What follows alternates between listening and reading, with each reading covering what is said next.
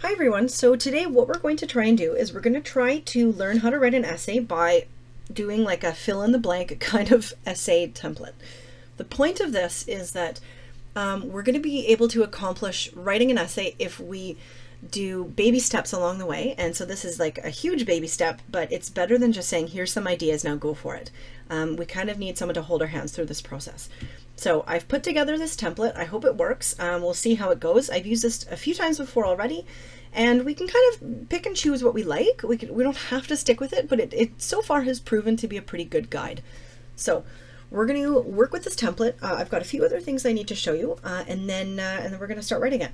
So first though, oh, big yawn, I'm tired today. I'm going to read you a poem, and this is the poem that we're going to analyze. I like it because it's a sad poem, and I think we can all relate to sadness. So here we go. It's called The King by a person called E.G. So, my mother is a gun, my father is a knife. Our kingdom sits on arson springs. I slink away to nowhere land. I'm the king of small things. I know my place, I know it well, for I'm the bird that never sings. I'm the blurry background spot. I'm the king of small things. I'm an accent circumflex. I'm the grime in wedding rings. You might look, but see me not. I'm the king of small things. I'm a suffix for damaged words. I'm the swan with broken wings. But I don't mind. I shrug it off, for I'm the king of small things. I'm a fraction of a fraction. I'm a harp with fraying strings. I'll wait my turn. My time will come. I'm the king of small things. I'm the crust in sleepy eyes. I'm the mold that dampness brings. I'm the monarch without a throne. I'm the king of small things. So, before we can even analyze this, we have to take a look at a few other things. So, when we write an essay, I have another video on YouTube, and so far I think it's been pretty helpful. So, maybe you want to start in that video, maybe you just want to start here, up to you. I think the point of an essay is it's like a framework for a conversation. It's just a written, formal conversation. If you walked up to somebody and you just said, so, like, what do you think? They would be like, about what? What are you talking about? There needs to be some kind of context, and there's rules of engagement. You cannot just speak to someone randomly at some random point and have it make sense. An essay is the same thing. It's, you know, when you say hi to somebody, or like when you talk to somebody, there's like an introduction. You're like, hey, that's your introduction. And when you're finished the conversation, you don't just walk away. You're not like, so did you see Endgame? I did. And then just walk away. Like you have to be like, okay, cool. Well, I'll see you later. Bye, bye. I mean, that's your conclusion. An essay is just a much more formal discussion, and there's kind of rules involved, but it's not a rant. That's not an essay. A rant is a rant. An essay is an essay. An essay has to be very organized. And so one of the ways in which we can organize ourselves is I have a little list here, and we're going to try and pick 3 things. So each in your essay, and I'm going to write all over this because I wish this were on paper and I could show you. We need 5, my number 5. We need 5 body paragraphs. The very first one is we have our introduction, then we have our first body paragraph, our second, our third, and then we have our conclusion. And within the body paragraphs 1, 2, and 3, each paragraph has to have its own theme. Otherwise, it feels weird. It feels incomplete or confusing or chaotic. There needs to be some sort of rules. It's like, you know, when people have, you know, 80s night, I mean, you dress up like 80s. No one dresses up like the 1480s. I mean, we kind of know the 1980s, you know, there's got to be some kind of theme. Otherwise, it doesn't make sense. It's just like a free-for-all. So we don't have to do the ones that I've highlighted here for you guys, but I think this is a good place to start. And if you don't know what you're doing, then that's why you're here. So let's start here. So very first thing first is we can look at, I'm going to highlight this as we talk, okay? Literary devices. If you want, so I'm going to highlight number 1, maybe you want literary devices to be the theme for your very first paragraph. That's a great start. The nice thing with literary devices is that they're abstract. Like, and by abstract, it's something you can't necessarily touch. So let's say you talk to a 5-year-old kid and you said, what do you think about, I don't know, allegory? If they were like, what? Can I have a cookie? then you know it's intangible. It's something that is confusing. You can't touch it. And so really, in order to understand literary devices, you already have to be fairly intelligent or fairly old in order to get to that point in which your brain can process that idea. So it's already a really good starting point if you know what you're talking about. Okay, so literary devices, I'm not going to teach you them all now, we just don't have time. But if you had something that was like, you know, like rhyme or onomatopoeia or oxymoron, those kind of things are literary devices. And they're really good because they can symbolize the theme. I'm going to get into that in just a little minute if we pick literary devices, so just give me a minute. The next thing we can look at is character development. So let's say I chose character development. I'll highlight this in green. Maybe then I would do character development for my second body paragraph. Now, if the poem you're talking about doesn't really show development of the character, then you are probably not going to want to pick it. Oh, and by the way, this template, it doesn't have to be, sorry, I'm kind of cold, so if I sound like I'm shivering, I am. I'm wearing a hoodie, like, come on. How many hoodies do I need? So, character development. If your character, by the end of the poem or the short story or the text or the play or whatever it is you're analyzing, if they don't change, then there'd be no point in sticking with character development. This template you can use to analyze pretty much anything that you're going to write an essay on. You're just going to kind of tailor it to what you need. It's, I guess, you know, like a black dress. You can put whatever you want on it, whatever shoes you want to spice it up to match the occasion, but this is just our starting point. So, point of view, let's pretend that point of view is what I wanted to talk about. Let's highlight this in blue. Number 3 would be in blue. That is, if let's say you write your poem, or let's say the poem is written from first person point of view, how does that influence the theme? Or maybe it's written in third person. How does that have an impact on it? But maybe let's say now we're going to get into the form of the poem. I remember once reading, it was this poem, it was so sad. I think it's called The Child Who Walks Backwards, and it's written about, it's basically child abuse. And at the very end of the poem, like there's like, I think if I recall, every line is like 3 or 4 words long at least, but by the very end of the poem there's like 1 word. And so visually, like the poem starts out longer than it finishes. So it makes you think like, oh, did the kid die at the end? You know, was their life expectancy diminished? Why is the shape suddenly ending in such a like a tiny, you know, limited way? So it makes us think then, is the actual structure or the form of a poem, does that influence the meaning? Because to me, like a poem about child abuse that ends with a very teeny tiny unimpressive ending, it makes you think, okay, this symbolically something has happened to the child in the poem. Word choice. Let me just show you. I've got a document here on word choice I want to show you, because sometimes we don't always know what we're talking about when we're like, what do you mean words? Like, yes, they chose words. How do we know? So let me just read this out. Word choice is when we look at the words that were used, we have to assume that they were used intentionally by the author or poet. If they did indeed choose their words intentionally, then there's a lot of meaning associated with the choice of the words. So here's a few things to look at. Number 1, are the words longer? So, and this sounds like a very basic, silly, stupid question, but it's a really good starting point. If you're looking at a poem or a short story and all of the words, sorry, are like 2 or 3 or 4 syllables long, that's really quite interesting. That's kind of symbolic. But conversely, if it's like, are the words shorter? If you have a poem and every word in that poem is like 1 syllable long or just a couple letters long, then that's also kind of symbolic. It has like a little a subconscious effect on us. Oh yeah, so here we are. So are the words 1 syllable? Are they multi-syllables? Are there a lot of opposite or contrasting words? Again, these things are symbolic of other things. Are there a lot of foreign words? Because the minute we have a foreign word, then maybe it can be symbolic of newness or struggle or fear. What do you notice about the verb tenses? If the text you're reading is written all in one verb tense, and then at the end it changes verb tenses, that's then symbolic of something too, some kind of change. What do you notice about the tone? What is it like? Does it seem euphemistic? Is there hyperbole, sarcasm, irony? Okay, so this is just some ideas for word choice. So let's go back to our template here. So maybe we, instead of point of view, maybe we want word choice. Then what we would do is we would then highlight this, let's say word choice in blue, and then we would get rid of point of view. We're like, nah, we're not doing that. So this is kind of how we pick and choose through our list what it is that we want to study. Maybe we don't want form, so we're going to get rid of this guy. So speech. This can also be kind of interesting because sometimes when you read a poem, I mean, not sometimes, the dialogue is part of the text. But when you look at only the dialogue, sometimes other ideas might pop into your head, because the dialogue, like really, there's whoever's talking has the power, right? Like the people that don't talk symbolically, they have no power. Only the people that are allowed to speak have power. And so when you look at who says what in the dialogue, how often they say it, that is very symbolic, okay? So that is our speech. Finally, historical or social significance. You know, some people will say that it is impossible to have a text written in a time period that does not reflect the time period. Up to you if you agree with that or not.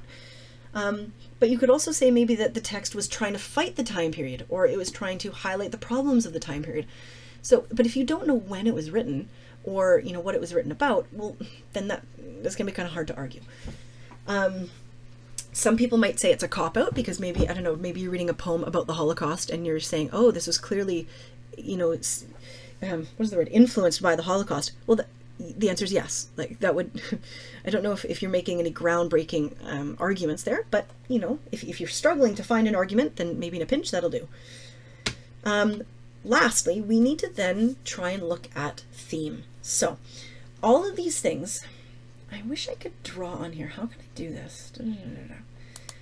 Maybe instead of drawing, I'll type in here and I'll give you an idea. So on one end over here, we have our theme.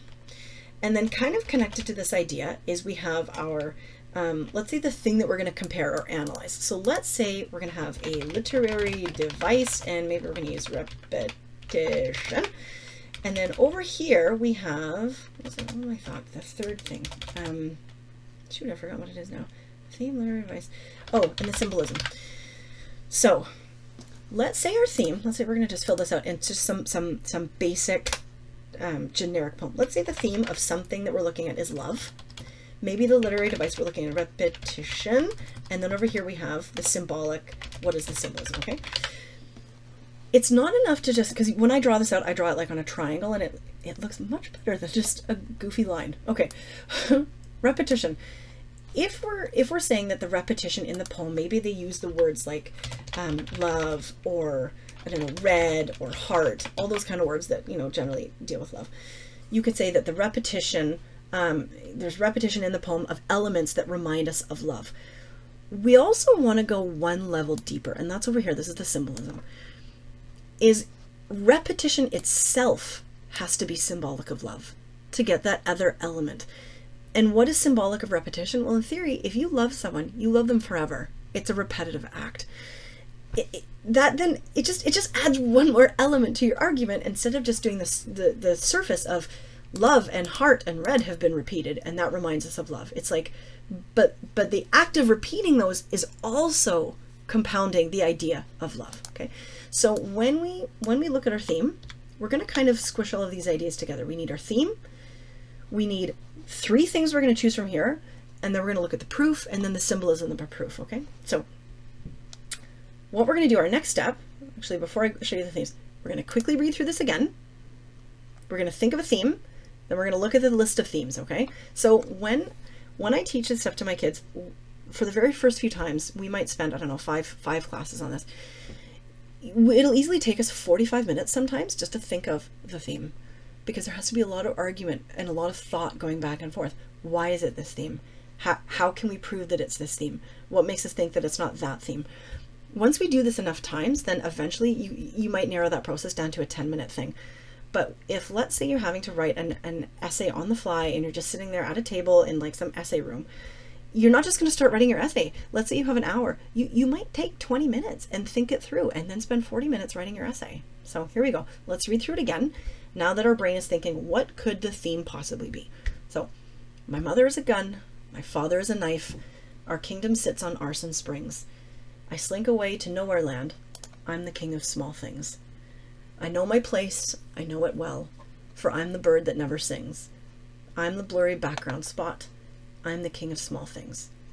I'm an accent circonflex. I'm the grime in wedding rings. You might look, but see me not. I'm the king of small things. I'm a suffix for damaged words. I'm the swan with broken wings. But I don't mind.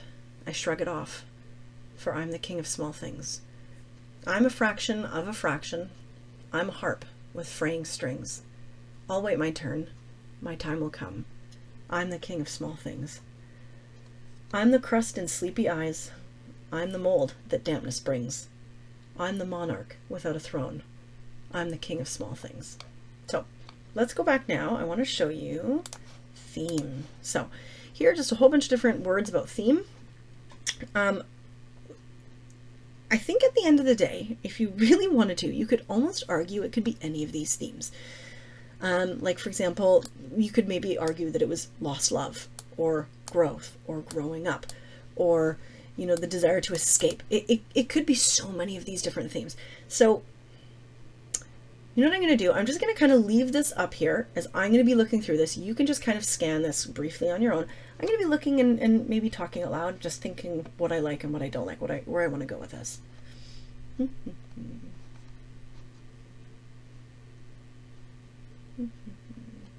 Rejection. I think maybe they feel like they're rejection, or like they're rejected.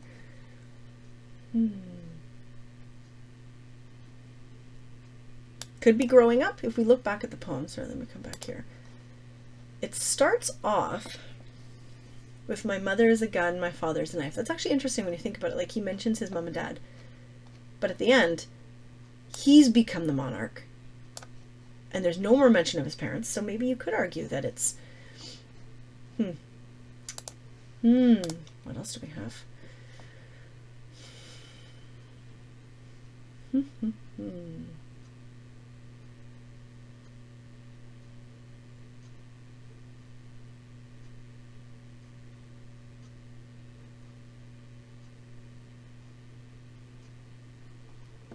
Failure.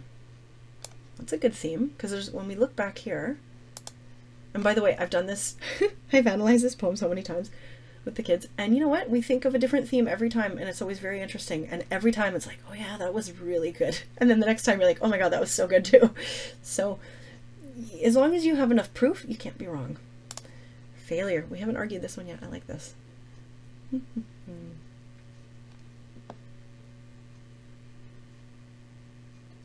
Ooh, regret. I think we might have done regret before with this one. I like that one. Failure, regret. Okay, so what I'm going to do is, because I have some ideas that I like so far, I'm going to go back here to my template just before I forget. I'm going to get rid of this line here, and I'm going to write down so we have regret, failure. Let me come back here and keep looking. What else do we have? Struggle. You know, the nice thing, struggle is a bit of a cop-out, but I love it because there's struggle in everything. Literally every essay or anything you ever analyze, you could say that there's an element of struggle, and you're probably not wrong. Revenge? I don't know if there's enough in there for it to be revenge. Resistance, struggle. I'm going to have to start from the beginning again and think my way through this one again.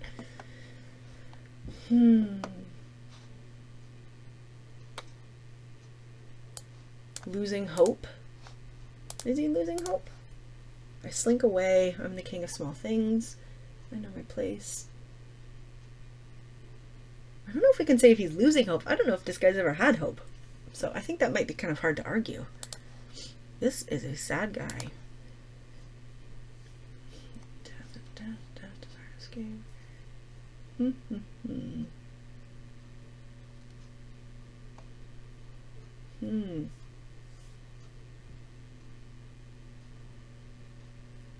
This is a tough decision, deciding what the theme is.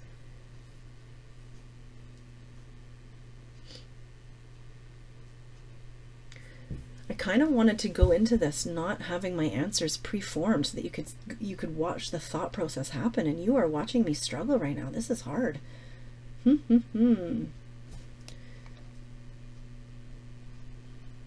revenge, resistance, survival, trust. Okay, let's put struggle up here. Regret, failure, struggle. So again, this is part of the process. My theme. I'm going to highlight this in red because we always have to come back to our theme and then our thesis statement. Okay. So now what I'm going to try and do is think, okay, I'm going to come back to this because I'm not totally sure I want to do this yet. I'm now going to look here at the things that I want to analyze. So now I'm going to think of my literary devices. I'm going to just go back to the poem and see what literary devices I have. And again, if this were a piece of paper, I'd have notes all over it. So I'm just going to have to write in a different font so that I don't mess things up. So what literary devices do we have here? My mother is a gun, my father is a knife. This is interesting. This is quite symbolic, isn't it? So we're just gonna use the word a metaphor. So my mom is a gun. Highly unlikely she's an actual gun. Highly unlikely the dad is an actual knife. But you never know. Metaphor. Our kingdom sits on arson springs. That would be very impossible. So we have a lot of symbols and a lot of metaphors. Metaphors. And I'm going to put this just in a different color so we don't think it's part of the poem. I slink away to nowhere land. I'm the king of small things. I don't know if that's necessarily a metaphor, because I guess it's quite possible to literally be a king of small things. So, but I like it. I know my place, I know it well, for I'm the bird that never sings. I wonder if there is such a bird. I'm the blurry background spot. I'm an excellent shadow flex. I'm the ground of wedding rings. We see for sure, let's go R-E-P-E-T, repetition. We see a lot of repetition of this final line, I'm the king of small things. Right in here. So let's actually, you know what, let's color code some of this so we don't get out of control here.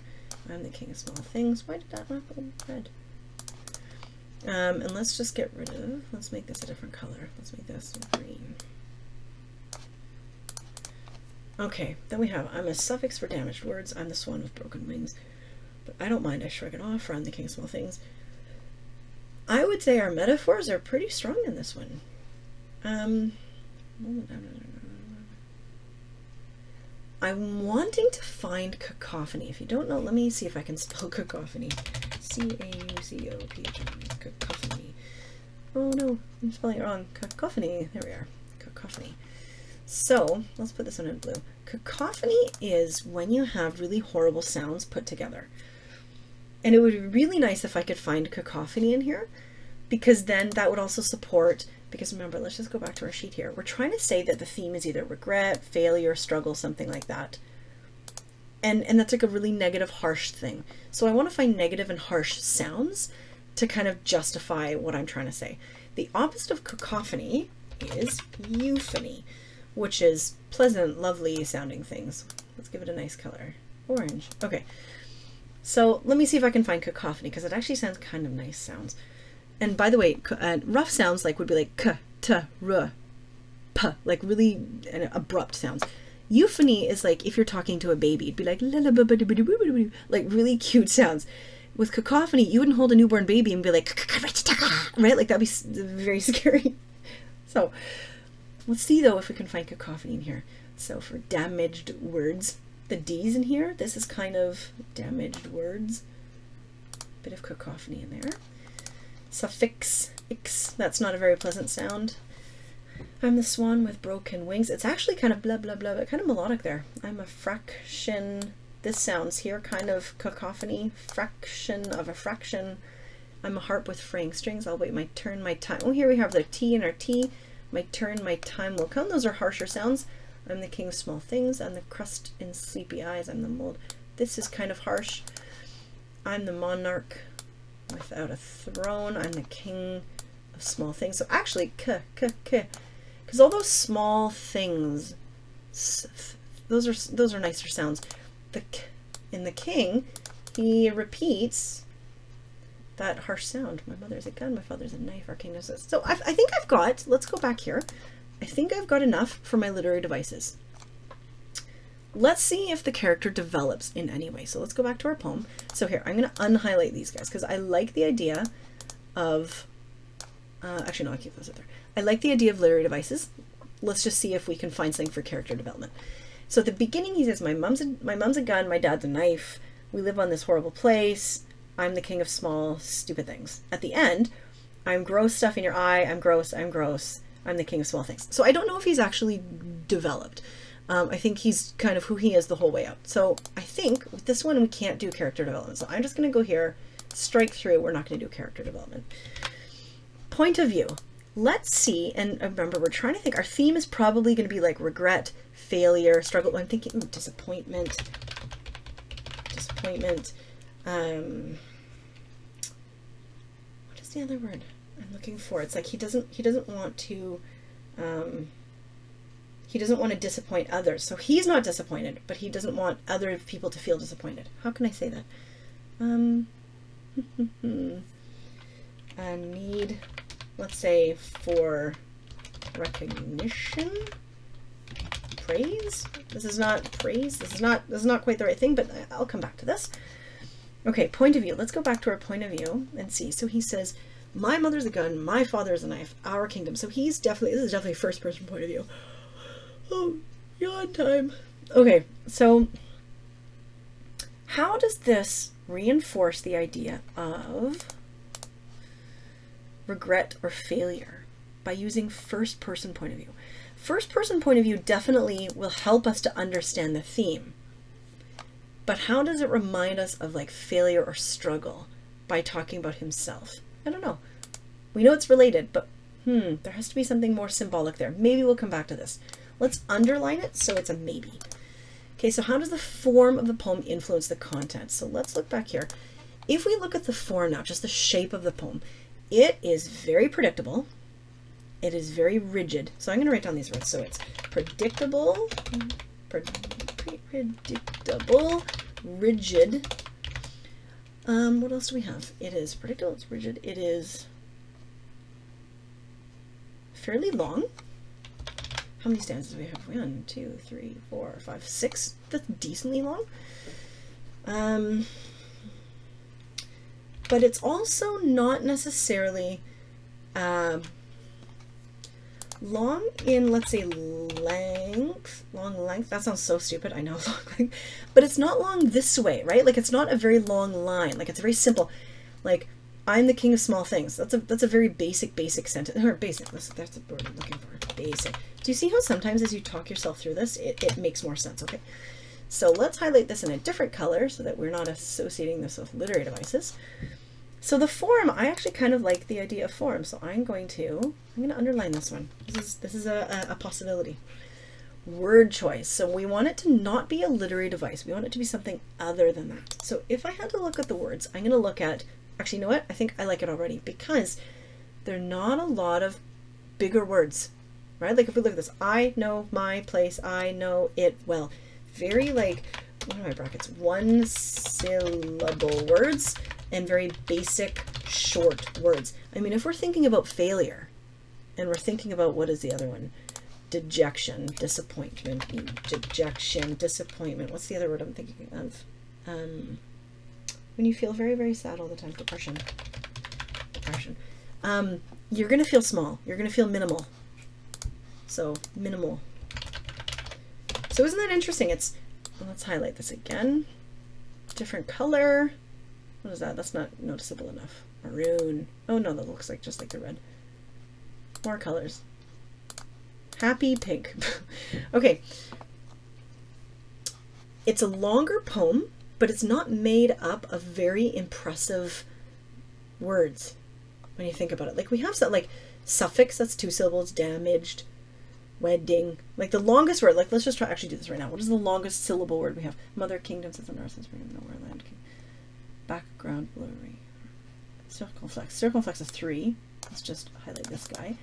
And the grime in wedding. And actually what's symbolic, well, this is very interesting. Now we look at this. Circumflex. When you have an accent, let's see if I can bring this up in here. This is an accent circumflex. This is the accent that comes underneath the letter. A lot of other accents that we have, like this guy or this guy or this guy or this, they're all accents that go on top of the letters. So, and it's a foreign language. So in French, I don't know, there might exist in other languages, I don't know. But this is like an accent that falls below. So when we think about how this guy views himself, he really, I like this word actually, sees himself as below or beneath or under, right? Like he's not a very good self-image here. So we can see how that would relate to depression because he literally feels low. He feels beneath where he should be accomplishing. But isn't that interesting? The biggest word that we've seen so far, circumflex, 3 syllables, is very powerful then because it stands out from the other ones. So you might look at the okay, so all this suffix, for damages, one fraction, free strings, turn time codes, dampness, monarch, without. Yeah, this is interesting. The biggest word we see is a foreign word, and it's a word that, compared to the other accents, make us think that it's like broken, or there's something wrong with it. Why is it on the bottom when all of the other accents get to be on the top? So I like that. I really like that. We're going to go with word choice. Okay, so let's highlight this in green. This can be our second body paragraph. And again, hopefully you can see how long this takes us to actually come up with really good ideas. Once we have the ideas, the essay is basically going to kind of write itself. So speech. This is not going to work because I don't believe, unless I look again, there's nothing in direct quotation. Speech would be like if all of a sudden he was saying, I'm the king of small things, in quotation marks, and everything else didn't have them. And that's not the case. So we can go right back here and immediately cross out speech because we're not going to need it. And then historical or social significance. We don't know when it was written, and we only know the initials of the person who wrote it. So we can't really get into that. So we are now, we have two things decided, which is awesome. We've made a lot of progress here. We have our literary devices and we have our word choice. But now we have to still think of point of view and the form. Now, we don't actually have to finish those right now. We can come back to them because sometimes we can let our subconscious do the thinking for us as we're writing other things. It can just sit on the back burner and just simmer away for a little bit. So sometimes they say that your strongest argument should be first, because you kind of want to, like, it's like when you watch a movie, you don't want to wait till the end of the movie for it to get good. You want to be like, within the first few minutes, be like, holy cow, this is going to be an awesome movie. You want the same thing with this essay. You want to just like, bam, right away, look at my awesome ideas. So our literary devices and our word choice, I actually really like the idea of word choice. So let's put our word choice first. So let's move this guy up here. Then we'll have our literary devices. And just for the sake of doing this, let's just get rid of all the stuff that we know we're not going to do. And then we have to finish with point of view and form. But I don't want to deal with those mentally. I'm not ready yet. And this is how it works in the real world. You don't have to write an essay from the very first line until the very last line. You pick and choose what you want, and you just slowly piece at a time. It's like when you make a salad. You don't have to cut up the lettuce first. You can, I don't know, throw in bacon bits at the bottom of an empty bowl first. You know, do what you want. At the end of it, though, once you get everything ready, your salad will be done. So, I'm not gonna write when I do this with my other kids. We usually start actually in the middle boxes first because it's easiest. It's actually really hard to have introductory statements, especially because look at this. We haven't even figured out our theme yet. So let's do what we can, and then we'll go back and figure out a theme in a minute. So right here, it says, tell the reader what you're analyzing and who wrote what you're analyzing. So it says, this essay will analyze the, and here what you do is if you were doing this on paper, you would circle one. But we're not going to circle it. We're just going to actually delete the rest of this poem. And what poem is it? Actually, I'm just going to delete this and write it again. So the poem, the king, and then I have by, E.G. Okay, that's it. That box is done. So what I'm going to do is I'm going to delete this. I'm going to merge these two boxes, and my essay's coming together. Look at this. One line, done. My essay. Woohoo! Okay, so tell the reader your thesis statement. Oh, so we can do half of this. It is the intention of this essay to argue that the theme of the king, look at that, is, now we have to finish the rest. We don't know yet though. That's okay. But we can do this part. It says, tell the reader how you will present your thesis statement by telling the reader the 3 body paragraphs which you will discuss. We can do this. We will examine how the theme of, we don't know that part yet though, is portrayed in the king by analyzing the way in which, so now we got word choice. So we're going to type in word choice in our first blank. Word choice, get rid of our line. Our second idea is literary devices. So we're going to put that in here. So literary devices and something are intentionally used to communicate the theme. So this is good. We're getting there bit by bit by bit. We can now leave the introduction and come back to it. So we're going to do word choice. So let's go right here. Body paragraph number 1, just so we don't forget, word choice. I'm going to put it right here so that I remember what I'm writing about. I don't want to forget. I've got a terrible memory. Okay, so make a general statement about the topic of the body paragraph. We don't know yet that. We're going to leave that for the end. So directly tell the reader what the topic of the body paragraph is. So we can do that. It is important to analyze the way in which word choice. Now we're going to argue. Let me just put this in bold for a second. We have to determine if the word choice directly or indirectly reinforces the theme. I think we're getting to a wall. We need to go back and decide our theme. This is tough. I hate having to choose. So our theme can be regret. I don't know if he actually regrets anything. I don't know if he says I don't know if there's any evidence of regret. We might feel it, but we have to be able to prove it. I think generically, it just feels sad. We need a better word than sadness. So let's get rid of regret. Failure. I think there's enough words in here that have shown, like if he says like the grime in wedding rings, I mean, typically if you have a wedding ring that's like gold and diamonds and stuff, you don't want grime in there. I mean, you've failed to keep it clean, right? The one symbol of your love, your outward symbol of your love, and you've let it go dirty, right? Like that's a failure. What is this? A swan with broken wings. He's failed at staying healthy and in good shape. That's a failure. What is this? I'm the bird that never sings. I mean, that's a failure. Birds are supposed to sing. They're supposed to sound beautiful. What is this? Where's the harp one? I'm a harp with fraying strings. You know, it's tricky because I like the idea of failure. I don't know if that's quite the word though. He's struggling, he's dejected, he's disappointed, he's depressed. I think it's time to go back to our theme list. Maybe it's not any of those. Let's go back here.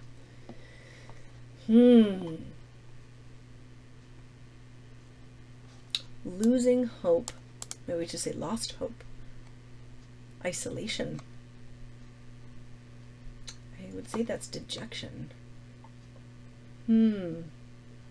Hopelessness. Actually, you know what? Hopelessness. I actually like that. Hopelessness. I actually really like that. You know why? Because we can use that. I don't know if I'm going to have to work too hard to prove that. Because he seems hopeless. Like, he's a blurry background spot. He's not even, can't even tell who he is. He's so smushy in the picture. That's hopeless. You might look but see me not. That's hopeless. I'm done. Okay, we're going with hopelessness. That was kind of painful if you saw how hard that was for me to choose a theme. But you know what? I'm pleased now. I think this is better than failure. Failure works, but I think hopelessness is better. And if I'm wrong, too bad. Okay, so hopelessness. So let's now go back here. It is the intention of this essay to argue that the theme of the king is hopelessness. Hopelessness. So I can get rid of my instructions here. I'm going to merge my cells.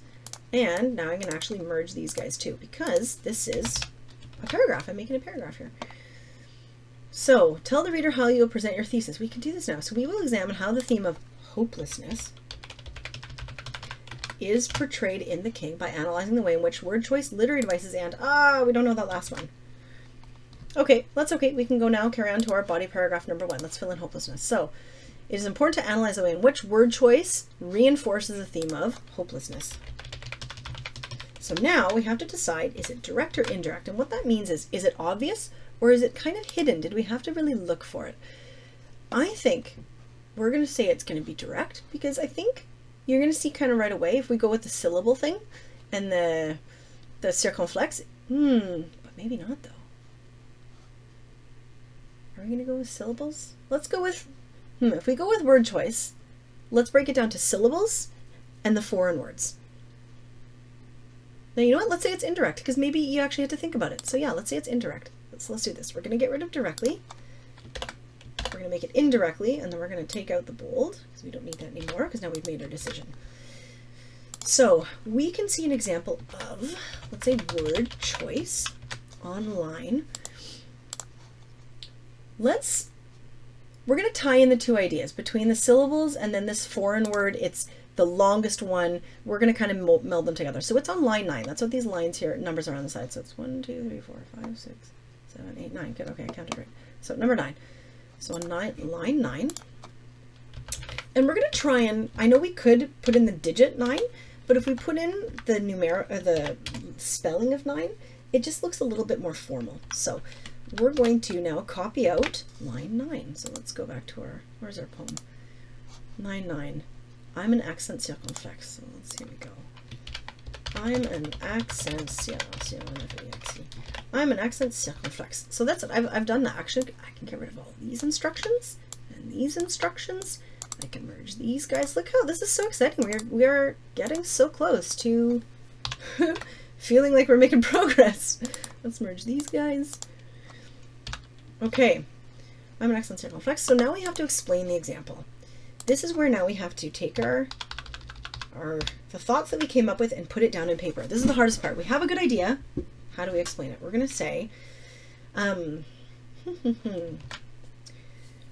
word choice, and I kind of want to like introduce them again. I don't want to just be like, blah, blah, blah, blah. So word choice can influence the way in which we hear or understand the words. That's kind of like my little introduction, my transition sentence, okay? It is interesting. No, I'm not going to say interesting. When we read the poem, it becomes, I don't want to say obvious, because then if the reader didn't see it, then they're going to feel offended, and I don't want to offend my reader. Maybe it becomes noticeable. That's slightly less strong. It becomes noticeable, or no, let's say we become aware of the fact that there are, let's say that most of the words have few syllables. Okay, word choice is can. Oh, look at so stupid. Word choice can influence the way in which we hear or understand the words. When we read the poem, we become aware of the fact that most of the words have few syllables. However, on line 9, we see the longest, or we see the word in the poem with the most syllables. Circumflex. As a 3-syllable word, see what I'm explaining the example. I have to tell them why it's like what am I doing? What am I noticing? So as a 3-syllable word, this word stands out against the other 1 and 2-syllable words. So that's kind of the idea. Additionally, as the longest word, we also happen to notice the word because it is a foreign, a foreign word. I want to now just clarify, circumflex is an accent used in the French language. It is found underneath the letter. I want to tell my reader this so that if they don't know, then they don't feel stupid as they're reading the rest of my essay, because nobody wants to feel stupid. So additionally, as the longest word, we also happen to notice the word. I just said the word twice, so I'm going to just highlight this so I know to come back to it later, because it sounds kind of like, hello, do you not know any other words other than word? So additionally, as the longest word, we also happen to notice, just look up synonyms. Is there a synonym for word? The chat. That's so stupid. Because it is a foreign word. Oh, look, I said it again. Oh my gosh, I'm gonna get out of here. Okay, so circumflex is an accent used in the French language. It is found underneath the word. So I have now just explained it. So I'm going to get rid of this where it says explain the example. I'm going to merge these cells here, and I'm going to merge these cells here. And look at this. My essay is taking shape. Now I have to analyze it. What that basically means is make observations about it. Okay, that's analyzing the example. So we're going to then say, we have to then again remind the reader how the word choice reinforces the theme. So in this case, the intentional, because again, we have to assume that it was intentionally made, that it wasn't just an accidental word that they threw down on a paper. So in this case, the intentional word choice by the poet helped to convey the theme of hopelessness. Look at that spelling of hopelessness. And again, I'm just going to write down, we have the syllables and we have the fact that it's foreign. Okay, so in this case, the intentional word choice by the poet helped to convey the theme of hopelessness, as the poet feels surrounded by, and remember, what was the expression in the poem? I'm the king of small things. Okay, surrounded by small things, symbolized by small words. Right? We see how this is. He says, I'm the king of small things. And he actually, I'm actually going to just say this. the narrator, that's not the right word, what is the word I'm needing? Oh shoot, I really wish I knew that word right now. The voice, I'm going to write in voice, but that's not the right word. The voice in the text is expressing sadness at being the king of small things. This is further clarified by the use of small words. Not only, so now I can't really use the word small, I have to pick a different word, like a synonym, okay? This is further clarified by the use of small words. Not only is he in charge of, I'm going to go with the word minimal, but not for this one right now, okay? So not only is he in charge of unimportant things, the king uses minimal is not the word I want. Minimal, let's use small. Insignificant, there we are. No, not even significant, unimportant. Let's say or insignificant things. The king uses basic and unimpressive words to express his feelings. So let's read this whole thing again. In this case, the intentional word choice by the poet helped to convey the theme of hopelessness, as the poet feels surrounded by small things, symbolized by small words. The voice in the text is expressing sadness at being the king of small things. This is further clarified by the use of small words. Not only is he in charge of unimportant or insignificant things, the king uses basic and unimpressive words to express his feelings. I like that. We are good. Okay. Additionally, the longest word, or the word with the most syllables, additionally the word happens to be a foreign word. Perhaps this is symbolic of the king feeling as though he does not belong in his kingdom. I'm putting that in quotation marks here because it's, I don't want to directly quote his kingdom. Where am I on his poem?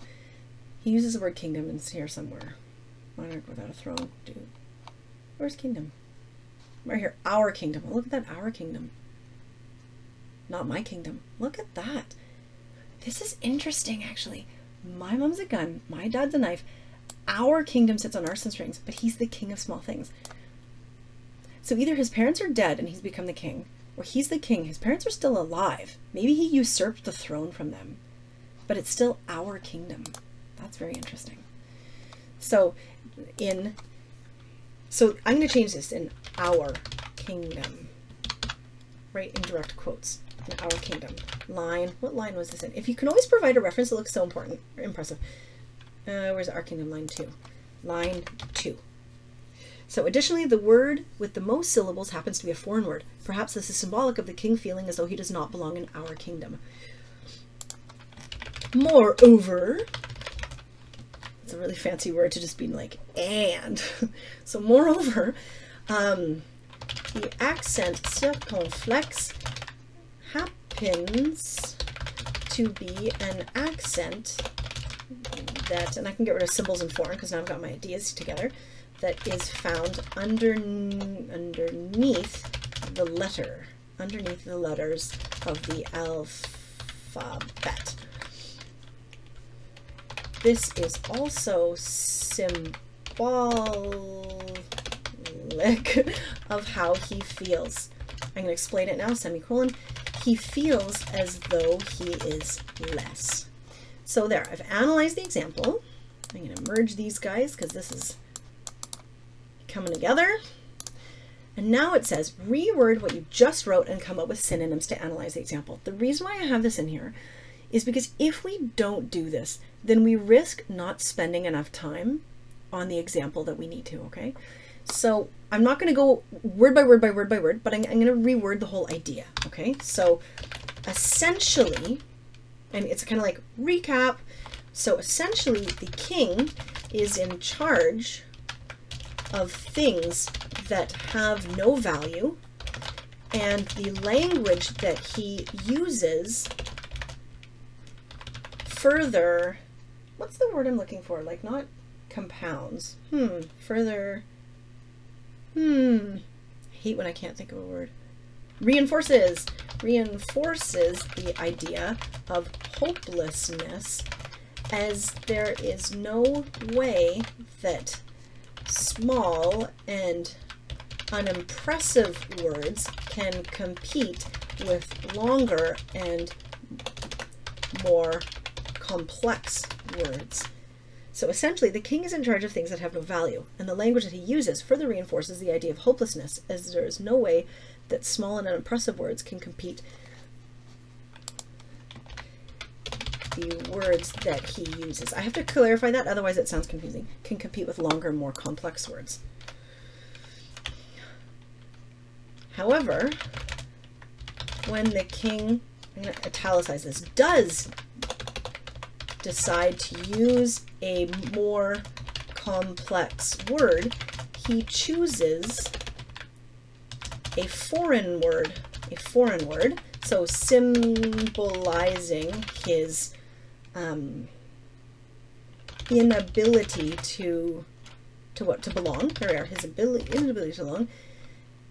And a foreign word, let's get rid of it, that hints at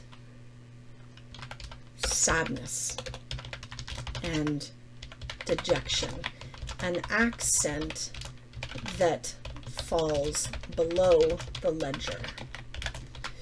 All right, I just did that. Hopefully you guys can see this is a long process, but you know what? If we do this enough times, we get better at it, and then we get faster and faster. So this is still a body paragraph. I'm just doing what the instructions are telling me to do. I don't have to do every box though if I feel like I've kind of done what I need to. So now it says, explain why the example reinforces the theme or the thesis statement. I already did that, so I'm getting rid of this. So merge cells, and what else do we have? Explain how the text which you are reading would be different without the example. So I can do that. We can do this. Okay. If the poem were written using longer or more complex words, the reader would have a harder time identifying with the negative emotions felt by the king. Let's just explain a little bit further with our semicolon here.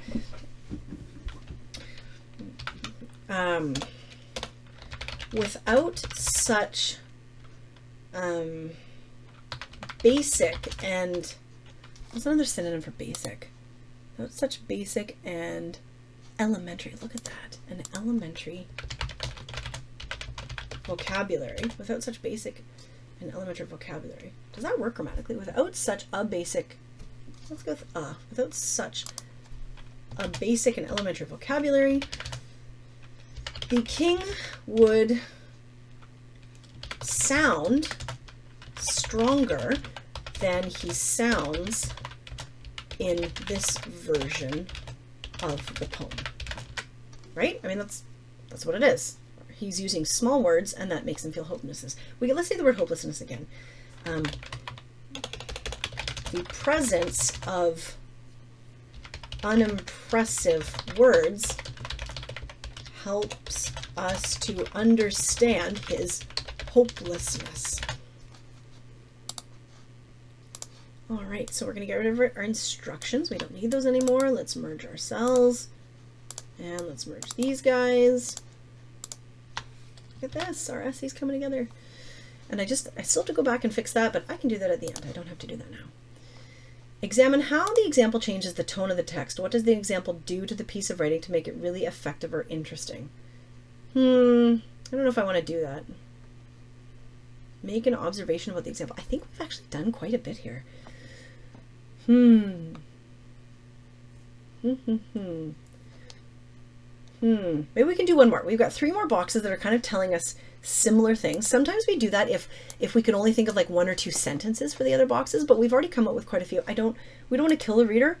So, what is one final observation we can make about this? He uses small words. It's a foreign word. Now where? Interesting too. We can even say The very first word is my, one syllable. The last word is things, which is my. So let's talk about that for just a second. So we're going to say moreover. Let's go moreover and then go synonyms. Is there a synonym for moreover? Furthermore, additionally, let's go additionally. Additionally, the poem begins and ends with one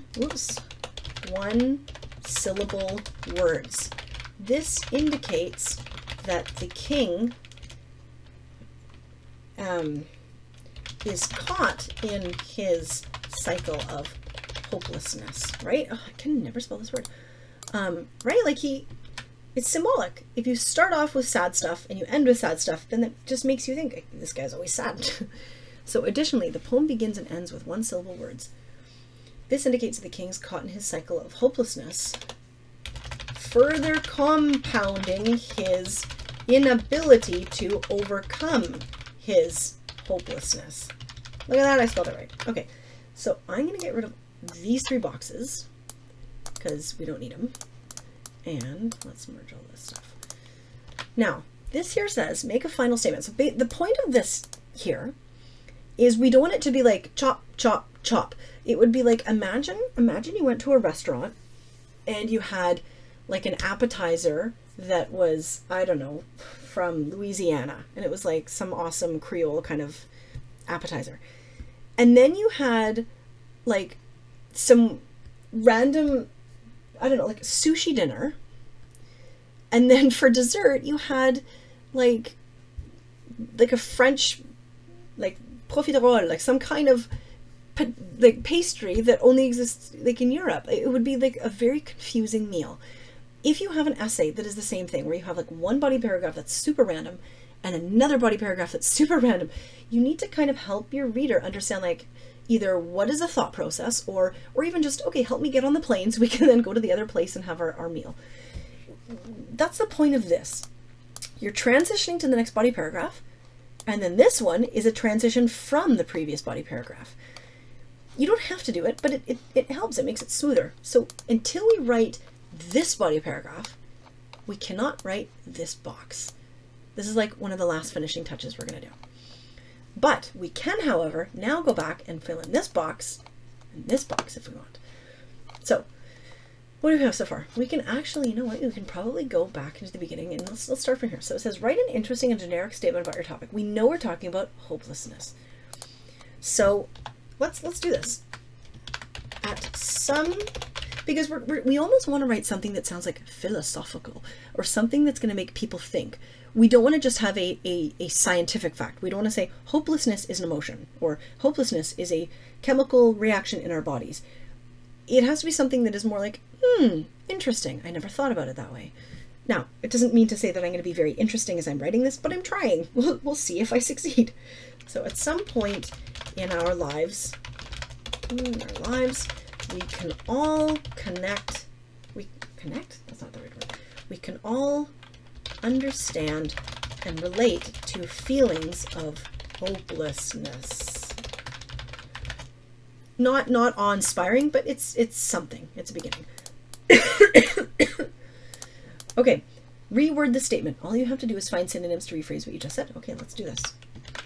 So at some point in our lives, we can all understand and relate to feelings of hopelessness. What is a synonym of hopelessness? Impossibility, desperateness, fruitlessness, bleakness, futility. Oh, futility. Wow. Futility and what was the other one we had? Desperateness, impossibility, fruitlessness. Let's just say futility. Let's just leave that word there for right now until we think what we want to say. We want to talk about futility because it's such an impressive word. And then giving up. Those are impressive words. What can we say with them though? So at some point in our lives, we can all understand and relate to feelings of hopelessness. What is going on in our poem? Let's think back to our poem. Has he been put in this position? Did he take this position? What do we think? It says, my mom's a gun, my dad's a knife, our kingdom sits on arson springs, I slink away to nowhere land, I'm the king of small things. I know my place, I know it well, I'm an accent, I'm a suffix, so I'm the grime in wedding rings. This almost makes it come back to the mom and the dad. Does he feel like maybe was he a mistake? Is he living a life where his mom and dad didn't really want him and his life sucks? Who knows? Ooh, but this is positive. I'll wait my turn. My time will come. Maybe he knows he'll be a good king one day. Maybe when the mom and the dad are gone, he'll be a good king. But right now, maybe they're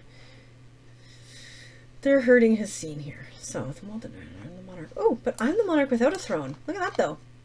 So then how is he the king? He's a monarch without, so maybe he's been pushed out. Maybe he's waiting for them to die so he can inherit the throne. We have no idea. This is just a fun game. Futility. So at some point in our lives, we can all understand and relate to feelings of hopelessness.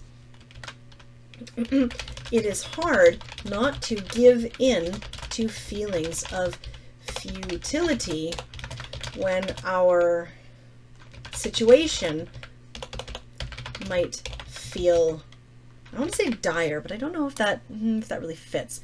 Feels awful, ominous, dreadful, feels just hopeless. Hopeless. Oh my gosh, look at this. Feels despairing, desperate. Let's just say hopeless for now. Let's just keep it there for now. I'm going to highlight it in green and we can come back to it, okay? This way we don't, whoops, we don't forget. Okay, so we're going to get rid of our instructions and we're going to put these guys together.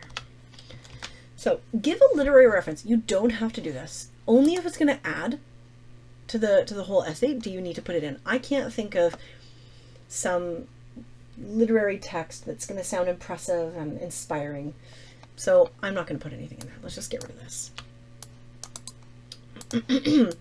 So, oh, and then we can put these guys together, merge cells. So this is the beginning of our introduction. Oh, we still have to, let's leave that blank there because we know what we need to do. Let's put these guys together. So let's see how this reads so far. At some point in our lives, we can all understand and relate to feelings of hopelessness. It is hard not to give in to feelings of futility when our situation might feel hopeless. This essay will analyze the poem The King by E.G. It is the intention of this essay to argue that the theme of the king is hopelessness. We will, you know, this actually, it flows. It may not get an A for style, but it flows. It works. It's organized. It's good. We will examine how the theme of hopelessness is portrayed in The King by analyzing, I always like commas. I know I do them too many times. So by analyzing the way in which word choice, literary devices, and something are intentionally used to communicate the theme. So now, let's give an introductory statement here, and we can kind of work our way backwards. Make a general statement about the topic of the body paragraph. We're talking about, remember, syllables and foreign words. So, the words that we use both directly, actually let's just take we're just going to steal the words from before, and indirectly influence the message that influence our message. I don't want to just leave it here. I still have something to hint at word, so hang on. Our words are a reflection of our state of mind. A positive and strong vocabulary reflects, did I just say reflection? So I can't say reflects. Actually, let's type in reflect and then come up with synonyms. Imitates, replicates, echoes, mirrors.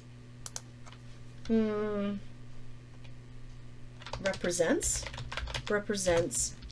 a positive, so a positive and strong vocabulary represents a robust and sturdy, let's say a proud and robust, oh my gosh, what is going on today? A robust, emotional state. Conversely,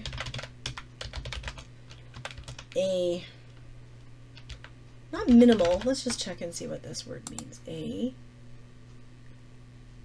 nominal, slight, a negligible, conversely, a basic and, we've already used unimpressive, but that's the word I want, but mediocre, a basic and mediocre vocabulary reflect a, what does despondent mean? I know that word is in my head, but I don't really know if I know what it means.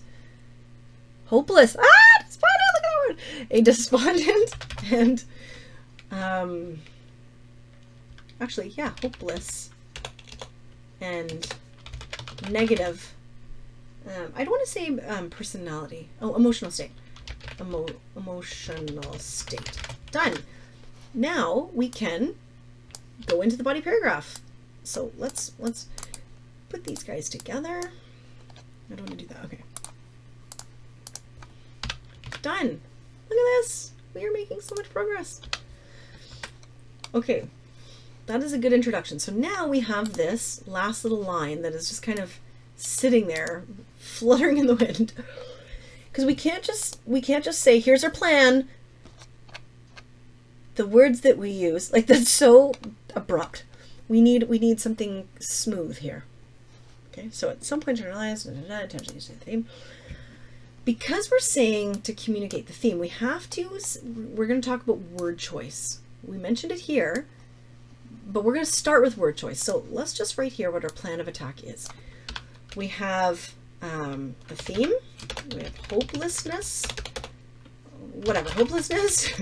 We have word choice, and there we go. We have to combine these two ideas to smoothen us. Oh, and then because we just finished with the word theme, right, it says communicate the theme. Is there a synonym for theme? Oh gosh, look at that. Music theme. Okay, so the essence, let's go with this, the essence, because that's what the theme is, right?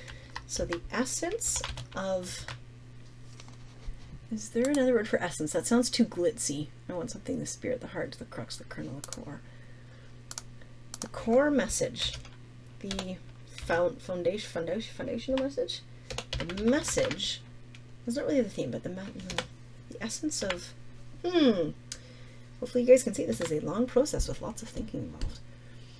At some point in our lives, we can all understand and relate to feelings of hopelessness. It is not hard to give into feelings of futility when our situation, it is hard not to give into feelings of futility when our situation might feel hopeless and dire.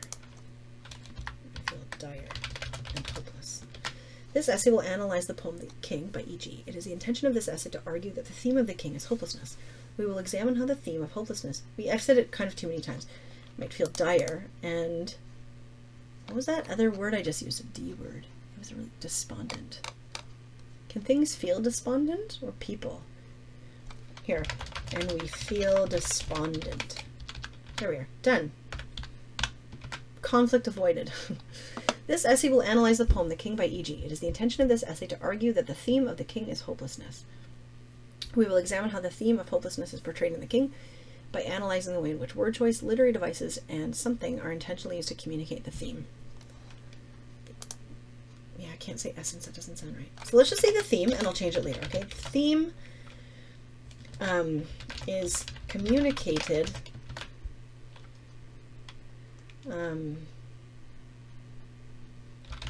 intentionally, and I want to say powerfully, but I don't like that word. It doesn't sound like it fits. And forcefully? That sounds aggressive. The theme is communicated intentionally and successfully. And successfully through the use of some very now we can use powerfully, very powerful, and so the theme is communicated intentionally and successfully through the use of some very powerful and well chosen words. Hopelessness, am I not spelling this right? Hopelessness. So I've got now the theme. I now have word choice, but I didn't deal with hopelessness. So I've got to stick that in there somewhere. So the theme is communicated intentionally and successfully through the use of some very powerful and well-chosen words. So what's my next line again? The words that we use both directly and indirectly. Hopelessness. Hopelessness can be... I want to say hopelessness is present in the... And I need a synonym for word because I'm saying the word too many times. In the expressions, hopelessness is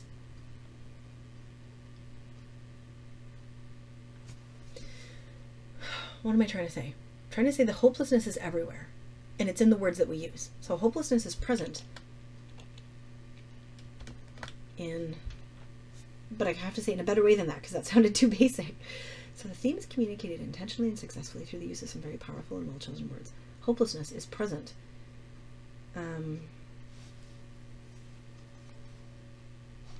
Let's just say the theme of hopelessness is communicated intentionally and successfully through the use of some very powerful and well-chosen words. Maybe let's leave it at that, and we'll see what that looks like. So, whoops, what did I just do? What am I doing? What am I doing? I don't even know what I'm doing. Why is this not... Why am I not getting my merge cells? You know what I'll do? I'll go like this. And I'll delete you, box. Okay. So, our introduction. We can now take this out because we are done with this organizational tool. Here's our introduction. So we now have our word choices done. We're going to have literary devices, point of view, and the form. Let's get rid of the point of view. Let's stick with form. Because I think we have a few more ideas for form. Form. Or intentionally used. Done. So we can... Done. Done. Look at this. We're making so much progress. We have so many ideas. Okay, so let's take this. Body paragraph 1. Word choice. I don't even need this. I'm going to just take everything that's in here. Oh, and then we need to make a final statement. No, we're not going to. We're just going to take this right here. And then, before we forget... Just, why is this not coming up here? Doot. Let's bring this in here. And then I'm just going to I'm going to take the instructions that are here. I'm going to copy this. I'm going to paste this here. And then I'm going to highlight this in green so that I remember to do this. Oops. Shoot. What am I doing? Okay, done. That was weird. All right. Next, body paragraph number 2. We're going to talk about our literary devices. And then I think down here we're going to talk about our form. Okay, look at this. Here's our essay. Okay. So we're not going to do this yet. We're going to do this. Okay, so it is important to analyze the way in which literary devices, directly or indirectly, let's say directly, because I think they're pretty, the theme of hopelessness, I think they're pretty obvious. Hang on. Okay, so we're going to get rid of this. Hopefully you guys can see we're just simply filling in blanks. So we can see an example of, so what is the literary device we wanted to use? Metaphor. Let's use metaphor. Because we had repetition. This is a tough one. Do we want to go with repetition or metaphor? I like metaphor. Because he repeats things. But I think metaphor is a little harder to understand, which then makes it, I think, a little more impressive. Well, of a metaphor online. Let's find what is the strongest one that he thinks the worst about himself. So my mom said, so here he's blaming other people, not blaming, but he's calling them things. Let's look at something that he's calling himself something. I'm the bird that never sings. I mean, sad. Is there something sadder? I'm the grime in wedding rings. I mean, that's pretty sad. Because then it makes it feel like he's not just, he feels like a loser because of himself. He feels like he's a loser in someone else's life as well. I'm a suffix for damaged words. I'm the swan with broken wings. I mean, that's pretty sad because swans are supposed to be symbols of elegance and stuff. I'm a fraction of a fraction. I actually really like that because that makes him sound small. and insignificant. So let's go with that. Line 17, I'm a fraction of a fraction. And before I forget those words, I want to go small and insignificant. So line 17, and I'm actually just going to write it as 17, just so that I can sound more formal here. I'm a fraction of a fraction. Okay, so let's get rid of this. Da-da-da. Small and insignificant, you can go up here so I don't forget about you. I'm gonna merge you guys together. Put these guys together. Ta-da! Okay, explain the example. So first we have to clarify that we know it's a metaphor. Okay, we know that the poet is using a metaphor as they are called, as the king, let's go like this, is calling himself a fraction.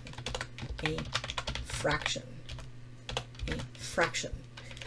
It is impossible for a person to be, not called impossible, because you know what's going to happen. If we say impossible, then someone's going to say, but what if I had my leg amputated? Then I'm a fraction of a whole, and we're not getting into that. So it is difficult and unpleasant.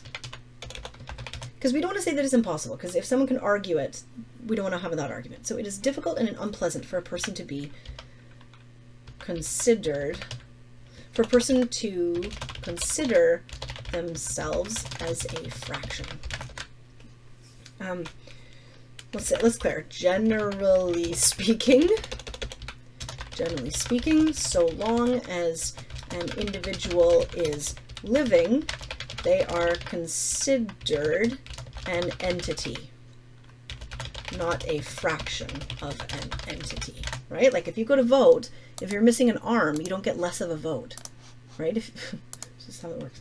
So, so we've explained the example, but we have to talk about hopelessness. This example reminds us of hopelessness as, oh my God, you must be getting so tired of watching me misspell this. This example reminds us of hopelessness as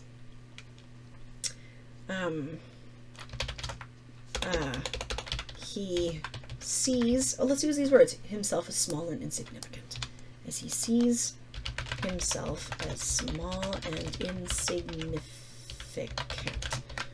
All right, let's get rid of this. Put these guys together, put this together. All right, analyze the example.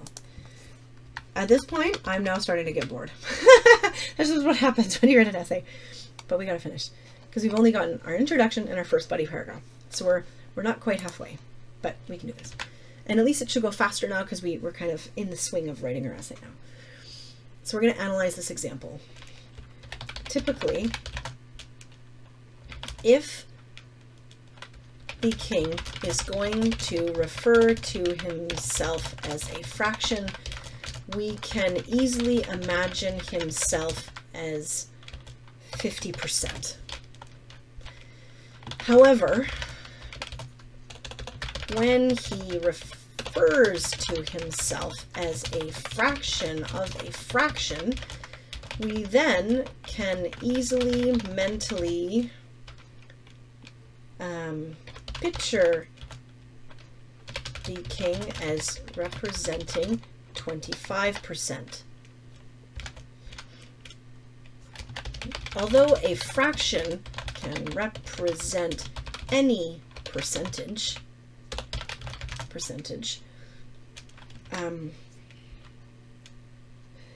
it is unlikely that he is referring to himself as a number that is close to 100%, right? I think we can agree on that. He's not gonna be like, oh, I'm feeling so 99.999% today, right? Like it's gonna sound pretty minimal. And maybe he's thinking of himself as a 1% or a 2%. Let's even write that in. It is possible that he thinks of himself as 1% of what is expected. We do not know what exact number. What we do know, though, is that he does not see himself as whole. It is very difficult to feel positive and productive, i.e., he will feel hopeless. Oh my gosh, hopeless when he does not feel complete. Complete 100%. Right? I think we just analyzed that example. This is actually easier than the last paragraph we were doing. All right. Reword what you just said. Okay, we can do this. We can reword this. The king. So what are we trying to say? We're trying to say that because he doesn't even just call himself the king, here, does not just refer to himself as a fraction. He refers to himself as a fraction of a fraction.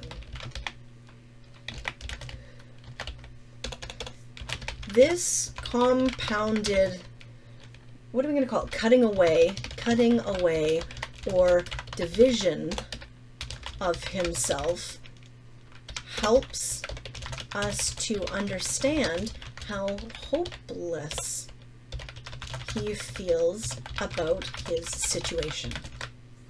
Really? Okay, I like that. We are good. Okay, so we're going to stick this together, merge cells. Now, if I really wanted this, I mean, depending on what grade, if you're in kindergarten and you're writing this, if you don't get an A, I feel like there's a problem. If you are in 4th year university and you're writing this, you would have some revisions to do and change some vocabulary to make it sound a little bit more impressive. But, you know, I mean, this is a really, really good beginning essay. I am very proud of myself. So explain why the example reinforces the thesis statement. And what are we talking? This is a literary device. Okay, because we can't forget, as a metaphor, this is a very powerful example. A metaphor similar to perhaps the king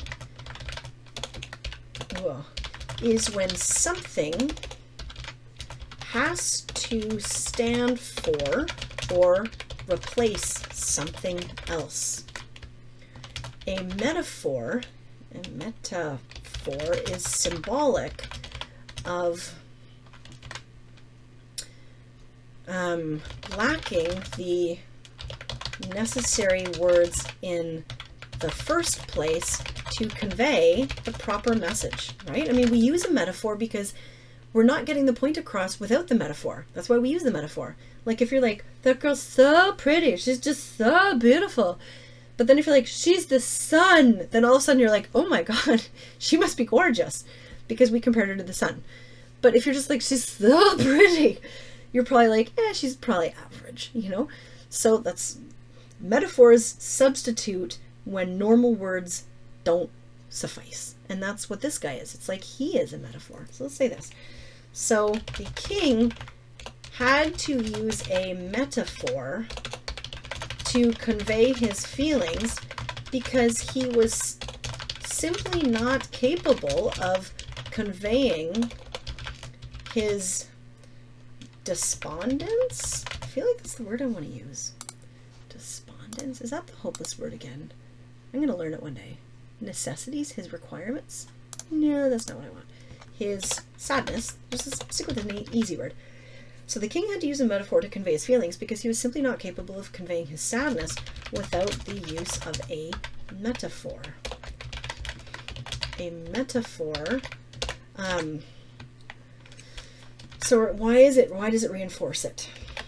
The metaphor is symbolic of, let's say, literary and linguistic failure. Really, I mean, had the king been able to express himself appropriately, not appropriately, but successfully, he would not have needed the metaphor to communicate. All right. However, because he is unable, he needed the assistance of the metaphor. Both the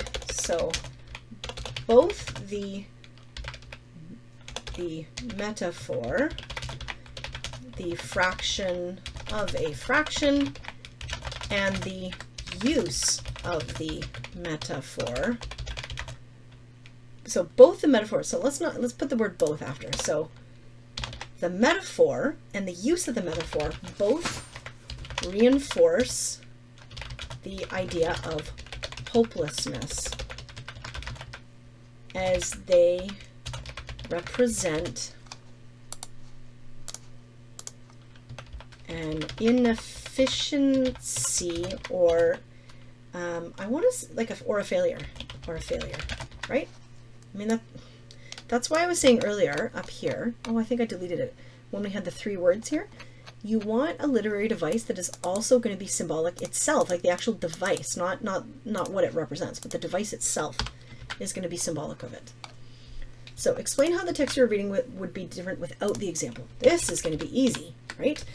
Without the use of the the poet's metaphors. So now we can actually so let's actually put in our so fraction of a fraction, and then what line was this on? Fraction of a fraction. We're going to list a few so that we're just going to show off line 17. Line 17. Oops. Where's another really good? I'm the grime in wedding rings. Line 10. I'm the grime in wedding rings.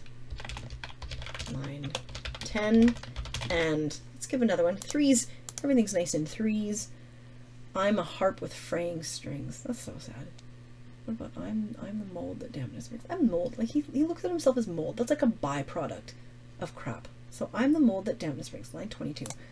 I'm the mold that dampness brings.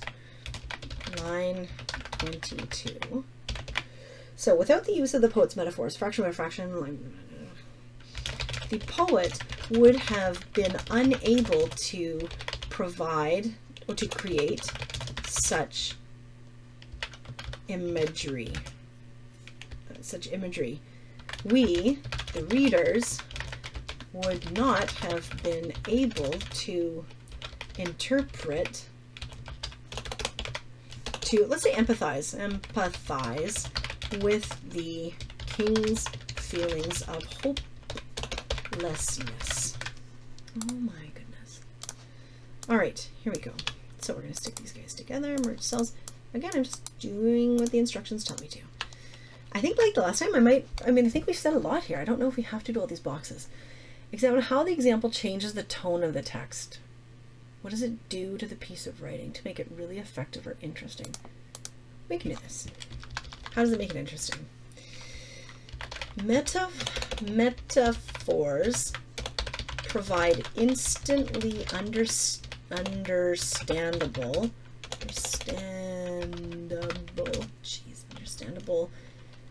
images. Metaphors provide instantly understandable images. We can identify with feelings because of the, I don't want to say images, but I just said images. Because of the, actually this is the metaphors, actually this, because of the metaphors. Oops. Metaphors. How did it make it interesting? I'm not going to talk about the tone.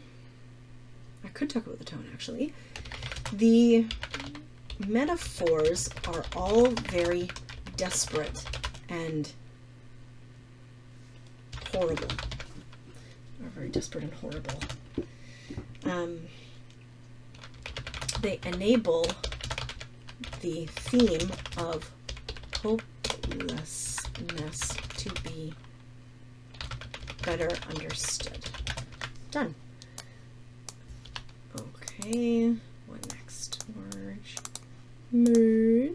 Let's get this guy up here. Make an observation. I am done with this.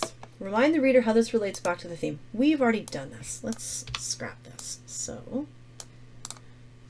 remember, this is just a guide. You don't have to follow it, but it helps. Merge cells.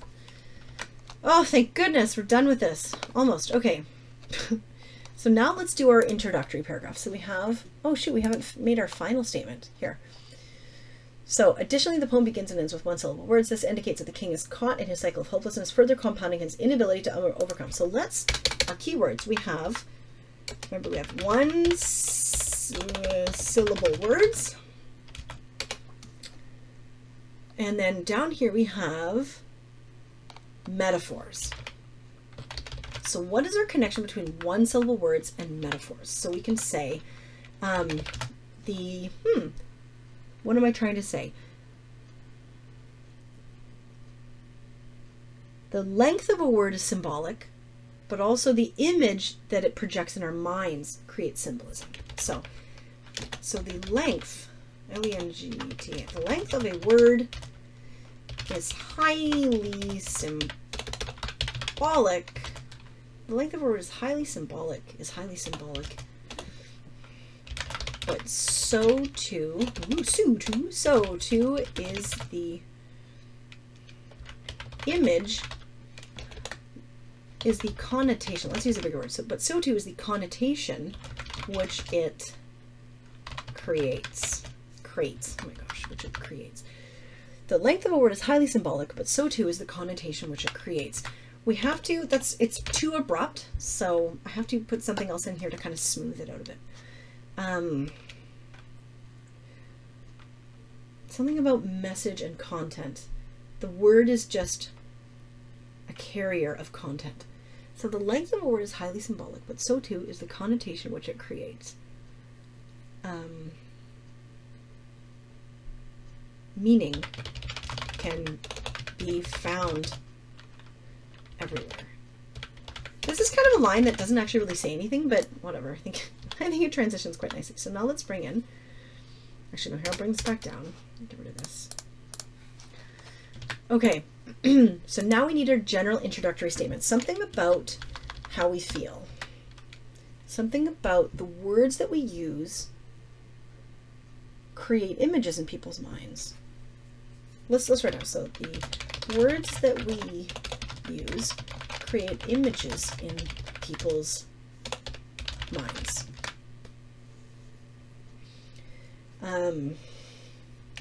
Some images are more powerful than others. This is such a statement that really says nothing. It's like, some people are alive and some people are not. Like, you're basically saying everything is everything. So the words that we use create images in people's minds. Big yawn. Some images are more powerful than others. It says nothing, but it's a good introductory way to say something else. So some images are more powerful than others. What am I trying to say now? Metaphors are a powerful and effective vehicle of communication. Done. So we're going to put these guys together. Oh shoot, I don't want to tell you that. Merge. Ta-da! Okay, look at this. Oh, we still have this guy to deal with. I don't think we can deal with him until we're finished the next body paragraph. But I kind of want to be done with this box. I'm tired of this box. So let's put this here. Like we did last time, let's highlight it in green. And then we can actually just take this right out of this box. Oops, why is this not doing anything? Hey. Control C, get rid of this. Doop doop. All right, so there's our second. So as you can see, our essay is coming together. It's coming together. This is so exciting. We are over halfway done now. This is very exciting. Body paragraph 3, form. So let's look back at our essay, and we're trying to say, what were our key things? It's predictable, it's rigid, long length, it's basic. And if we're dealing with hopelessness, that means that he's going to feel like he's caught in a cycle. He can't break through the cycle. So here, so can't break through the cycle. Also, you know what's interesting? In all of these, the last line is usually the, not in this case, but it's shorter. Not all of them, but it's a shorter line. It's not one of the longer lines. So I'm the king of small things. Even that line itself is smaller. So the end, so here, so the last line is fairly short. So this is, again, it's symbolic of it's always going to be that way. Always that way. Okay, so let's go back here. Make a general statement. We're not going to do that yet. So it's important to analyze the way in which form. Let's say it indirectly, only because you may not notice it right away. And we don't want our reader to feel kind of like they should have, even though they haven't. Hopelessness. Okay, so we're going to get rid of this. Put these guys together. So, provide an example. We can see an example of form. So this is where we're actually not going to say online. So we can example form throughout the entire poem. That was provide an example. So we have to be just a little bit clearer. The entire poem has a very repetitive structure. A very repetitive, basic, again, 3 adjectives. Repetitive, basic, and predictable. Yes, we like that, right? And predictable and rigid. Oh, we can give 4. Let's give so many words. Oh, where did it go? Repetitive, basic, predictable, and what was that other word? Shoot. And rigid structure. And RIG, and rigid structure. These stanzas are all similar in length and structure. The stanzas are all similar in length and structure. Okay, that was nice because we used the word stanza. That shows that we know like a poetry word. So let's merge these guys together. All right, explain the example. So now we gotta explain this. This is gonna be really kind of hard because it's kind of abstract. So theme. The king feels hopeless. The words that he uses convey hopelessness. The structure, the organizational structure in which he uses to communicate also conveys hopelessness. Because we want to kind of remind the reader, we're talking, because we already talked about the words, now we're going to say, but the format, I should say that. The format itself is reminiscent, I know I'm not spelling that right, reminiscent of hopelessness. The format itself is reminiscent of hopelessness.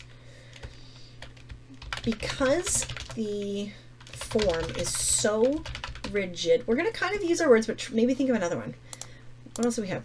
Written along basic, can't break through the cycle.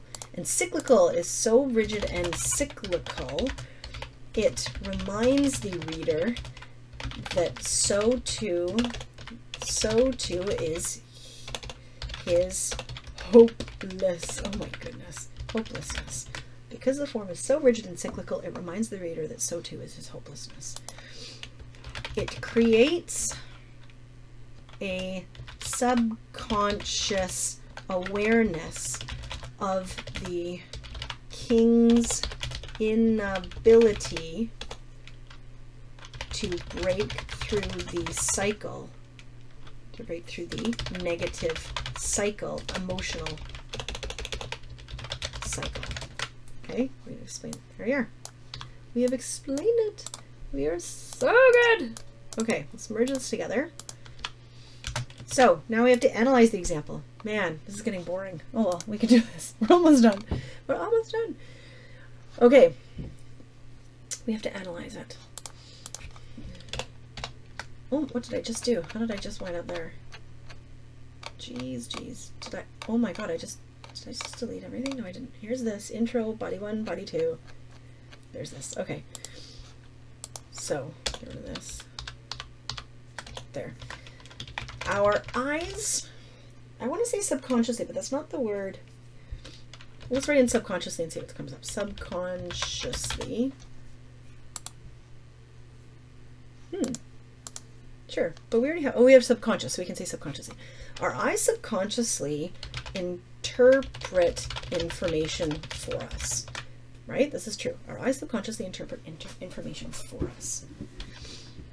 The poet wanted to express an emotion, and I want to say clearly, but it may not be clear. So the poet wanted to express an emotion and successfully managed to convey that emotion through the use of form in addition to the content. The last line is it a lie? The last line of every stanza is generally shorter than the other lines in the stanza. As this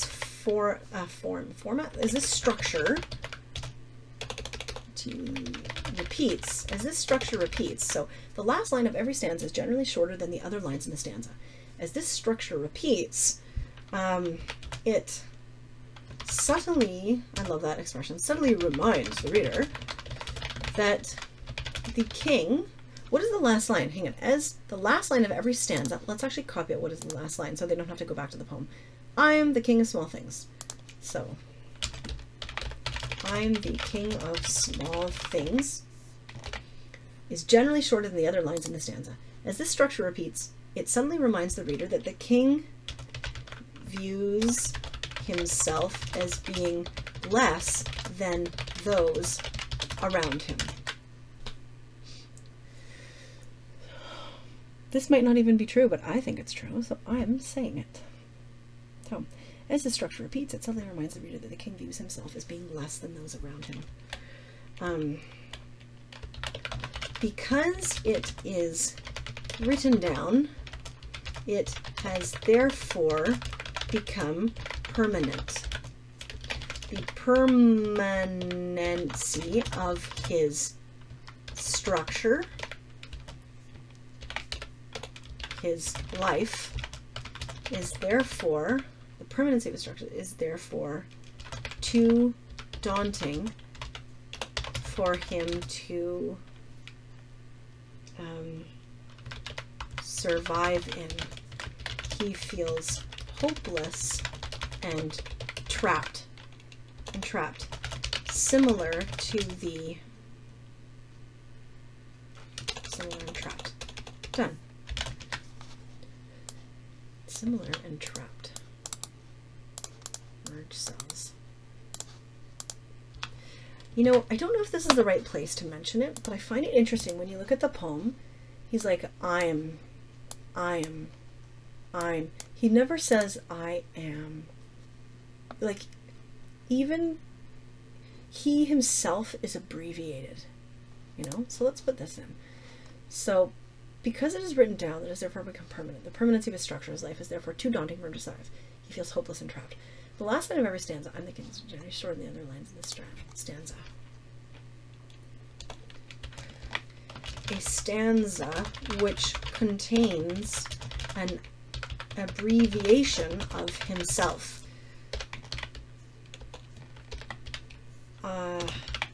I'm instead of I am. So, done. So the last line of every stanza in the King's Small Thing is generally shorter than the other lines in the stanza. A stanza which also contains an abbreviation of himself, I'm instead of I am, as a structure. I like that. We just kind of threw that in there. It's actually, we could have done a whole body paragraph on just that idea, but too bad, not enough room. As this structure repeats, it subtly reminds the reader that the king views himself as being less than those around him. Because it is written down, it has therefore become permanent. The permanency of his structure, his life, is therefore too daunting for him to survive in. He feels hopeless and trapped. And continually abbreviated. I like that word. Okay, reword what you just said to come up with something. Okay, we can do that. The king, although present throughout the entire poem, is not free to leave the confines and the structure of the poem. It is as though he is a prisoner of his situation, his kingdom. He's a prisoner of his situation in the same way that his words are prisoners of his poem's rigid format. Okay, I don't know if I really did what I was supposed to. I was supposed to reword it, but I like what I wrote, so I'm going to keep it. Again, remember, this is just a guide. You don't have to do what I'm saying. Okay, explain why the example reinforces the theme. Hopelessness. I think we've done that. Let's get rid of this one. We don't need to do that. Okay. Explain how, merge cells. Explain how the text you were reading would be different without the example. Okay, we can do this. If the poem were written in free verse, we would feel as though the king had more freedom and opportunities to overcome his hopelessness. However, hopelessness. Oh, geez. Hopelessness. A more open format, open, unrigid, a more flexible format would subconsciously tell us, the readers, that the king will be able to stand up for himself at some point. However, because of the rigid and cyclical format, the king feels eternally trapped, thus justifying his feelings of hopelessness. I am so tired of that word. Okay. Hopefully the reader is not. Okay, we're going to merge these guys together. So, explain how the example changes the tone of the text. What does it do? Blah, blah, boring, boring. Okay, we're going to get rid of all this because I think we've done it all. And we don't want to just repeat ourselves for the sake of repeating ourselves. Sometimes it's like, oh yeah, no, I haven't done that yet, but I think we're good. Okay. Oh my gosh, we're almost done. This is so exciting. We have to make a general statement about the topic of the body paragraph. Our format. Okay, so let's write in our keywords. So we have format, we have shape, that's our keywords, we have structure, we have what else do we have? We want to say the way in which, okay, the way in which we organize our lives. I don't know if this is too generic. The way in which we organize our lives is indicative of, oh my god, that was brutal spelling. Indicative of the way in which we feel. It's not a bad idea. The way in which we organize our lives is indicative of the way in which we feel. The structure that is either placed on us or created by us is a reflection of our approach to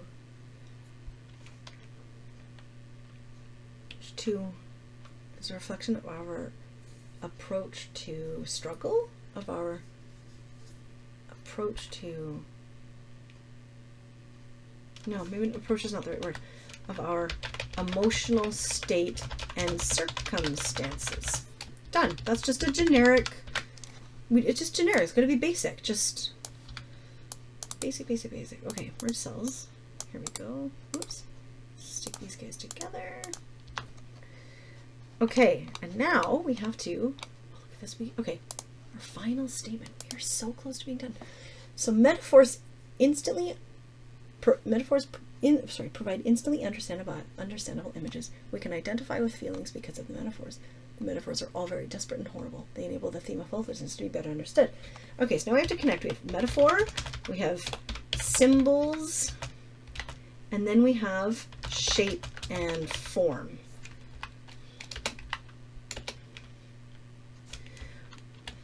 Sometimes the text itself is a metaphor or a symbol for a much larger concept or idea, which is true, right? Like it's as though his poem is a metaphor. It is a jail. The king's words collectively form a structure which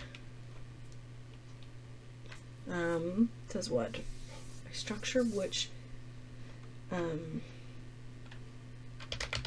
reinforces his feelings of hopelessness.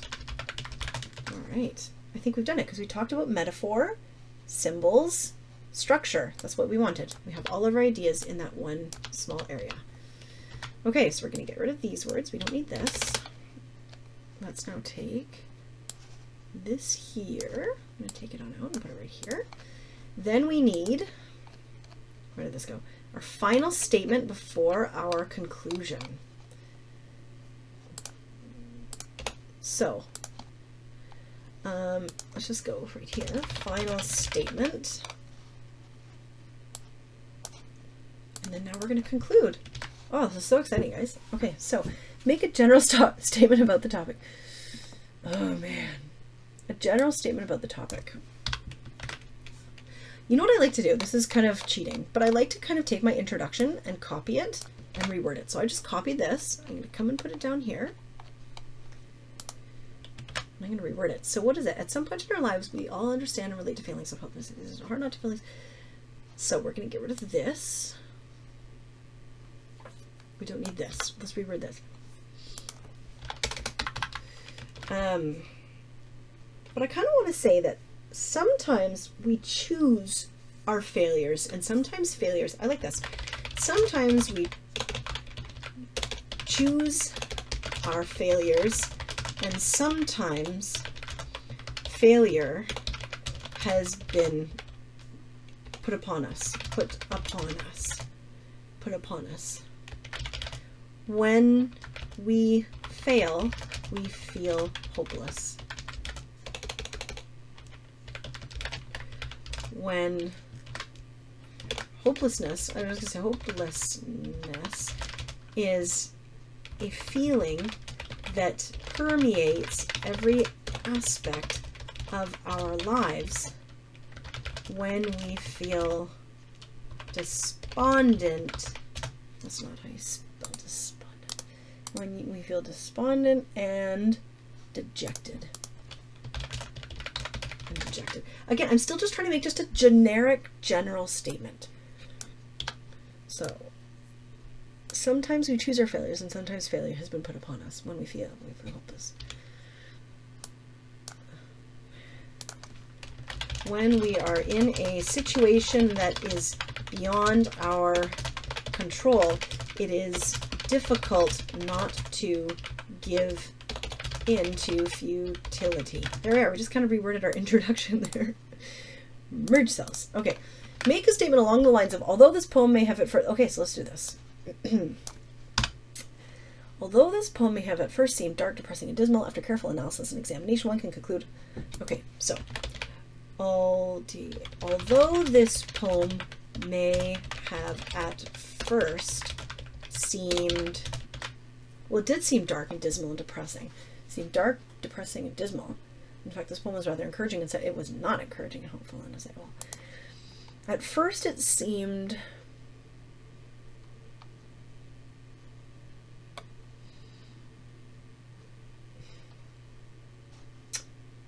I want to say at first it seemed like he was sad and complaining, and now it feels as though he's trying to fight something he can't win, and he's lost.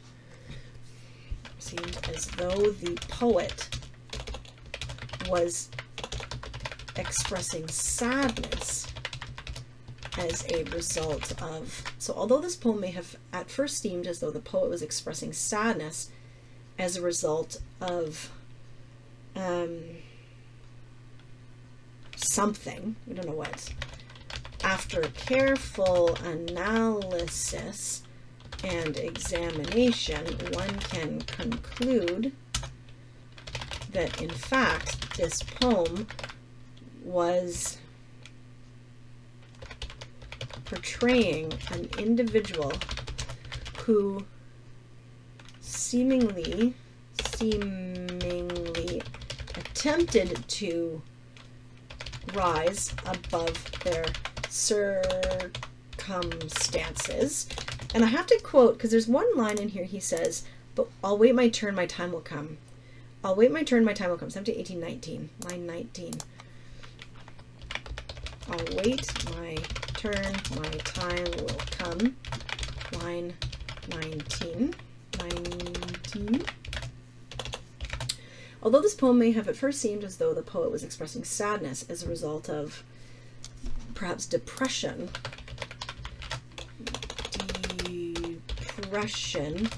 and I need a synonym for sadness and sorrow. After careful analysis and examination, one can conclude that in fact this poem is portraying an individual who seemingly attempted to rise above their circumstances, but due to repeated rejection and not confinement, but let's see what else we can find here. Rejection and denial, refusal, and failure. So here, what am I saying again? This is a long sentence. Although this poem may have at first seemed as though the poet was expressing sadness as a result of depression, and although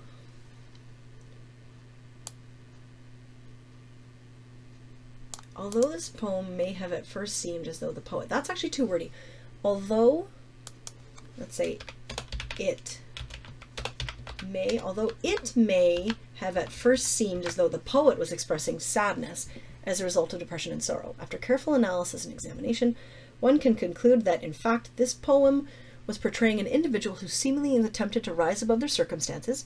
I'll wait my turn, my time will come, but due to repeated rejection and failure, was forced to accept a minimized and, not minimized, I want an even grittier word than that, a minimized and diminished, I like that,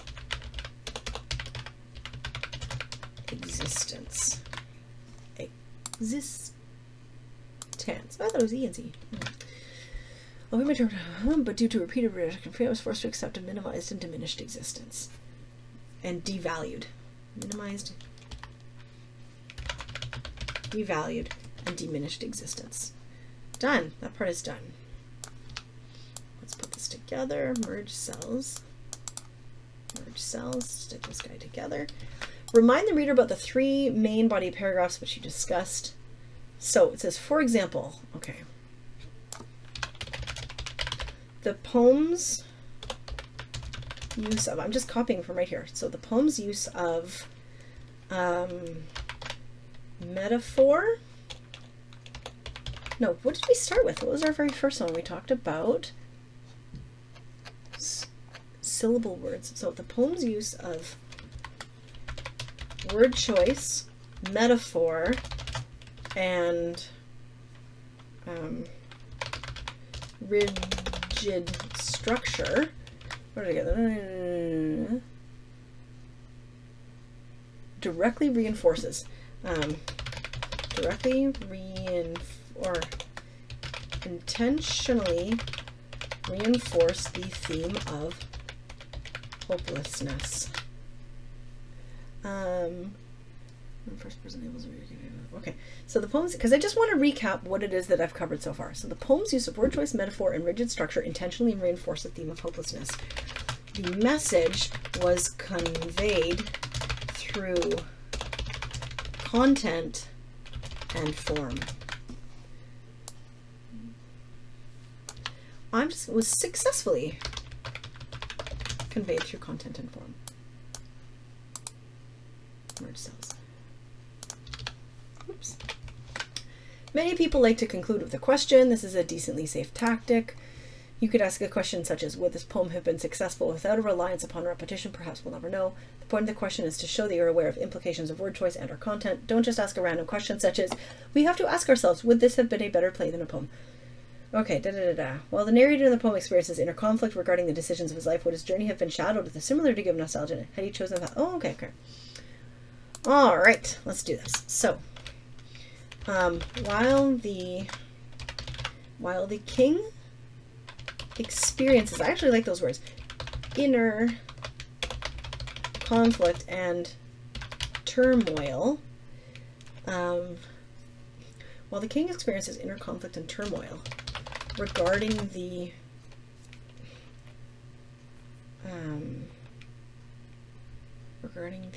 not like his life, his situation, regarding the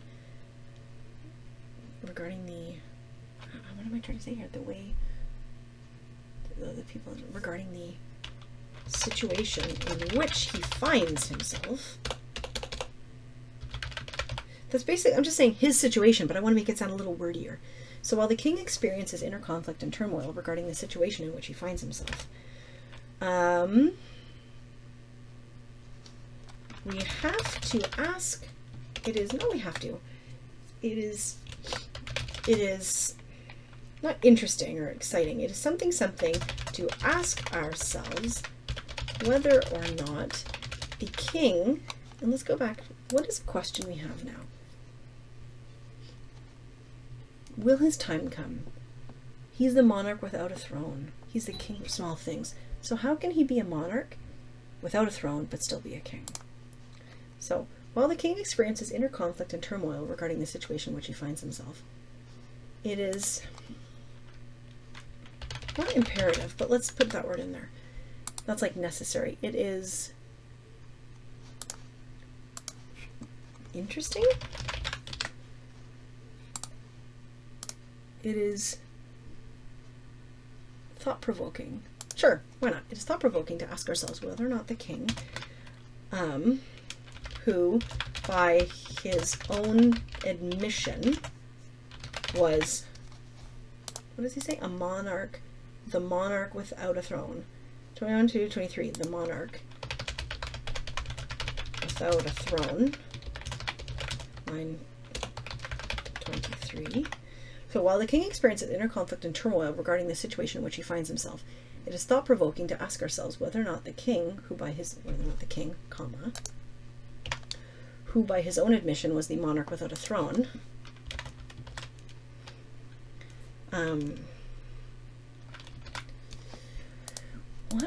does he become a king? But he is a king, because he says he's a king. Does he ever reign over this kingdom, but he's in Nowhere Land? He slinks away. Does he ever leave Nowhere Land to sit on the throne? So let's ask them. 1, 2, 3. Does he leave Nowhere Land on line 3? So whether or not the king, so it's thought about asking yourself whether or not the king who ever leaves Nowhere Land, line 3, to sit on the throne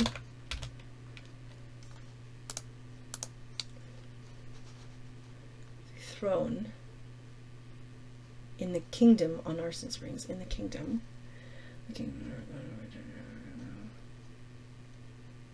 Throne, without a throne, 1, 2, 23, 23. So we're going to say the throne in quotation marks. The throne, line 23, in the kingdom on Arson Springs. Line 2. The kingdom in the kingdom. Does it say Arson Springs? On Arson Springs. The kingdom. Actually, I forget how I do this. Which, there we are, which sits on Arson Springs. Line 2. So while the king experiences inner conflict and turmoil regarding the situation in which he finds himself, it is thought-provoking to ask ourselves whether or not the king, who by his own admission was the monarch without a throne, ever leaves Nowhere Land to sit on the throne in the kingdom which sits on Arson Springs to become, ooh, like a weapon, just like his parents. I like that. To become a formidable weapon as his parents were before him. Line 1. Done. I think that's actually a really interesting question. Does he ever actually become a weapon? Because I don't know. Let's look back at the poem. I don't think he ever becomes a weapon. He becomes stupid, unimportant things. But does he ever become a powerful weapon? No. Look at that. Does he ever become a weapon? A formidable and powerful weapon as his parents were before him. All right. So there's our conclusion. Gosh, I am really pleased with this.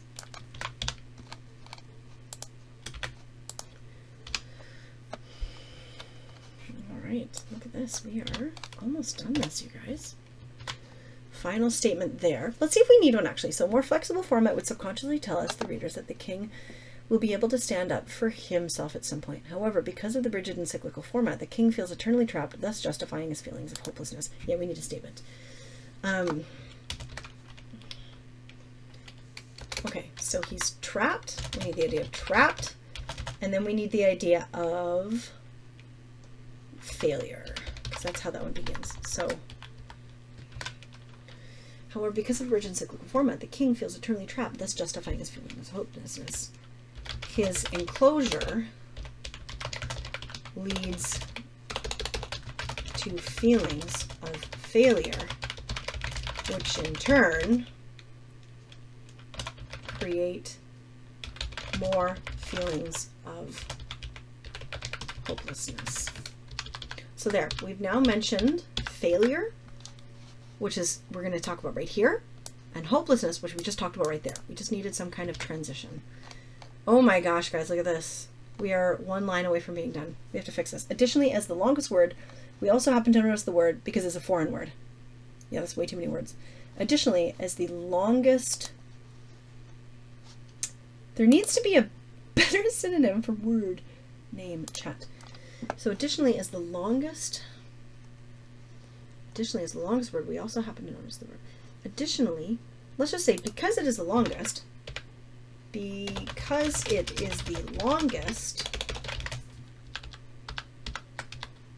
also happen to notice the word because it's a foreign word. That is an okay repetition to have.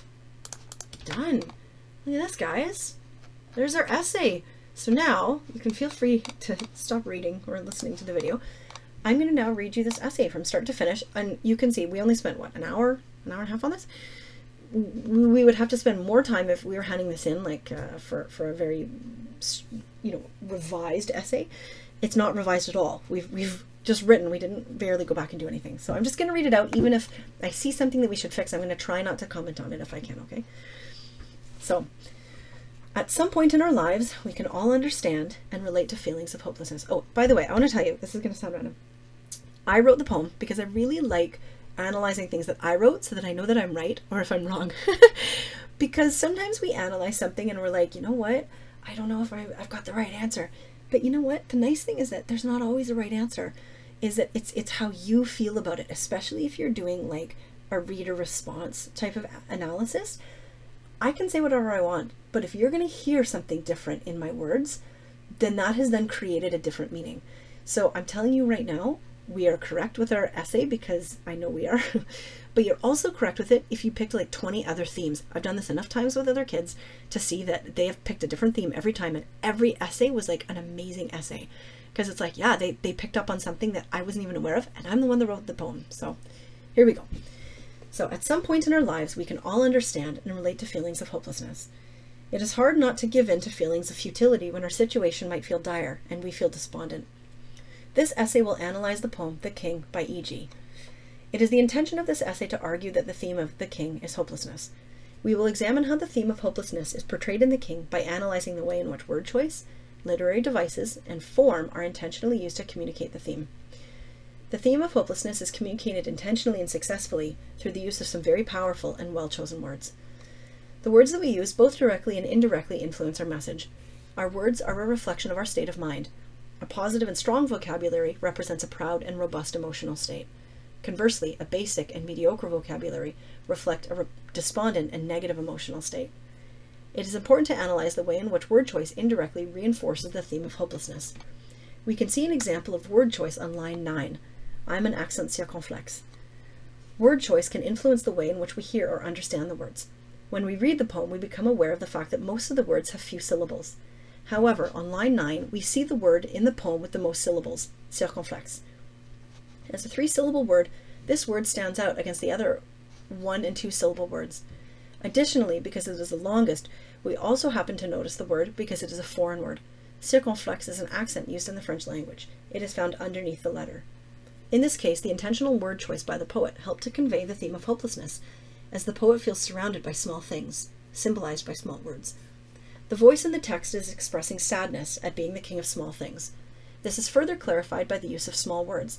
Not only is he in charge of unimportant or insignificant things, the king uses basic and unimpressive words to express his feelings. Additionally, the word with the most syllables happens to be a foreign word. Perhaps this is symbolic of the king feeling as though he does not belong in our kingdom, line 2. Moreover, the accent circonflexe happens to be an accent that is found underneath the letters of the alphabet.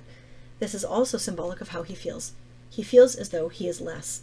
Essentially, the king is in charge of things that have no value, and the language that he uses further reinforces the idea of hopelessness, as there is no way that small and unimpressive words, the words that he uses, can compete with longer and more complex words. However, when the king does decide to use a more complex word, he chooses a foreign word, symbolizing his inability to belong, that hints at sadness and dejection, an accent that falls below the ledger. If the poem were written using longer or more complex words, the reader would have a harder time identifying with the negative emotions felt by the king. Without such a basic and elementary vocabulary, the king would sound stronger than he sounds in this version of the poem. The presence of unimpressive words helps us to understand his hopelessness. Additionally, the poem begins and ends with 1-syllable words. This indicates that the king is caught in his cycle of hopelessness, further compounding his inability to overcome his hopelessness. The length of a word is highly symbolic, but so too is the connotation which it creates. Meaning can be found everywhere. The words that we use create images in people's minds. Some images are more powerful than others. Metaphors are a powerful and effective vehicle of communication. It is important to analyze the way in which literary devices directly reinforce the theme of hopelessness. We can see an example of a metaphor on line 17. I'm a fraction of a fraction. We know that the poet is using a metaphor as the king is calling himself a fraction. It is difficult and unpleasant for a person to consider themselves as a fraction. Generally speaking, so long as an individual is living, they are considered an entity, not a fraction of an entity. This example reminds us of, this example reminds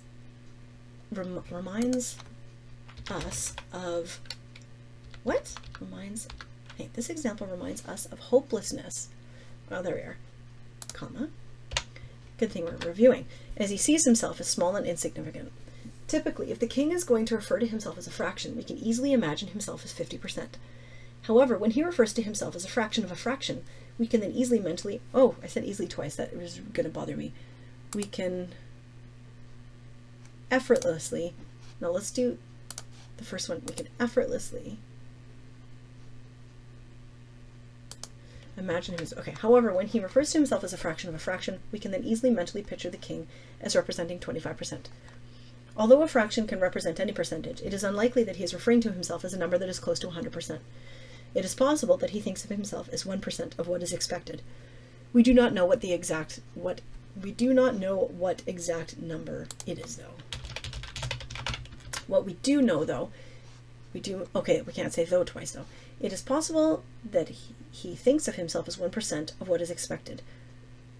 We do not know what exact number, however. What we do know, though, is that he does not see himself as whole. It is very difficult to feel positive and productive, i.e. he will feel hopeless. I.e. he will feel hopeless when he does not feel complete. Yeah. The king does not just refer to himself as a fraction. He refers to himself as a fraction of a fraction. This compounded cutting away or division of himself helps us to understand how hopeless he feels about his situation. As a metaphor, this is a very powerful example. A metaphor, similar to perhaps the king, is when something has to stand for or replace something else. A metaphor is symbolic of lacking the necessary words in the first place to convey the proper message. The king had to use a metaphor to convey his feelings because he was simply not capable of conveying his sadness without the use of a metaphor. The metaphor is almost, let's say almost, because it's not definitely.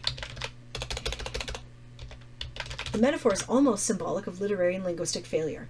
Had the king been able to express himself successfully, he would not have needed the metaphor to communicate. However, because he is unable, he needed the assistance of the metaphor. The metaphor, the fraction of a fraction, and the use of the metaphor itself both reinforce the idea of hopelessness, as they represent an inefficiency or a failure. Without the use of the poet's metaphors, fraction of a fraction, line 17, I'm the grime in wedding rings, line 10, and I'm the mold that dampness brings, line 22, the poet would have been unable to create such imagery. We, the readers, would not have been able to empathize with the king's feelings of hopelessness. Let's just say the king's feelings, because we're saying hopeless too much. Metaphors provide instantly understandable images. We can identify with feelings because of the metaphors. The metaphors are all very desperate and horrible. They enable the theme of hopelessness to be better understood. Sometimes the text itself is a metaphor or a symbol for a much larger concept or idea. The king's words collectively form a structure which reinforces his feelings of hopelessness. The way in which we organize our ideas, this isn't actually as smooth as I thought it was. Something metaphorically. Structure can be interpreted metaphorically. The way in which we organize our lives, I just want to say metaphor one more time to connect it to this without jumping too far into the next paragraph. The way in which we organize our lives is indicative of the way in which we feel. The structure that is either placed upon, I like upon, it sounds bigger, or created by us is a reflection of our emotional state and circumstance. It is important to analyze the way in which form indirectly reinforces the theme of hopelessness. We can see an example of form throughout the entire poem. The entire poem has a very repetitive, basic, predictable, and rigid structure. The stanzas are all similar in length and structure. The king feels hopeless. The words that he uses convey hopelessness. The organizational structure in which he uses to communicate also conveys hopelessness. The format itself is reminiscent of hopelessness. Because the form is so rigid and cyclical, it reminds the reader that so too is his hopelessness. Oh my gosh, too much hopelessness going on. Is his despair. It creates a subconscious awareness of the king's inability to break through the negative emotional cycle. Our eyes subconsciously interpret information for us. The poet wanted to express an emotion and successfully managed to convey that emotion through the use of form, in addition to the content. The last line of every stanza, I'm the king of small things, is generally shorter than the other lines in the stanza, a stanza which also contains an abbreviation of himself, I'm, instead of I am. As this structure repeats, it subtly reminds the reader that the king views himself as being less than those around him. Because it is written down, it has therefore become permanent. The permanency of his structure, his life, is therefore too daunting for him to survive in. He feels hopeless and trapped and continually abbreviated. The king, although present throughout the entire poem, is not free to leave the confines and the structure of the poem. It is as though he is a prisoner of his situation, his kingdom, in the same way that the words are prisoners of his poem's rigid format. If the poem were written in free verse, we would feel as though the king had more freedom and opportunities to overcome his hopelessness. A more flexible format would subconsciously tell us, the readers, that the king will be able to stand up for himself at some point. However, because of the rigid and cyclical format, the king feels eternally trapped, thus justifying his feelings of hopelessness. His enclosure leads to feelings of failure, which in turn create more feelings of hopelessness. Sometimes we choose our failures, and sometimes failure has been put upon us. When we fail, we feel hopeless. We feel desperate. Let's say desperate. way too much hopeless. When we are in a situation that's beyond our control, it is difficult not to give in to futility. Hopelessness is a feeling that permeates every aspect of our lives when we feel despondent and dejected.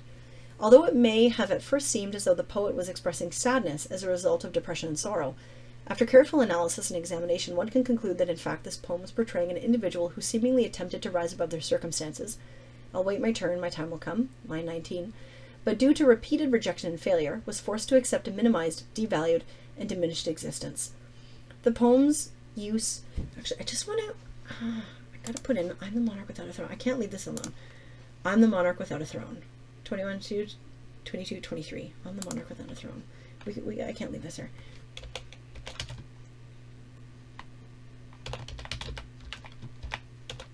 I'm the monarch without a throne. Throne. Line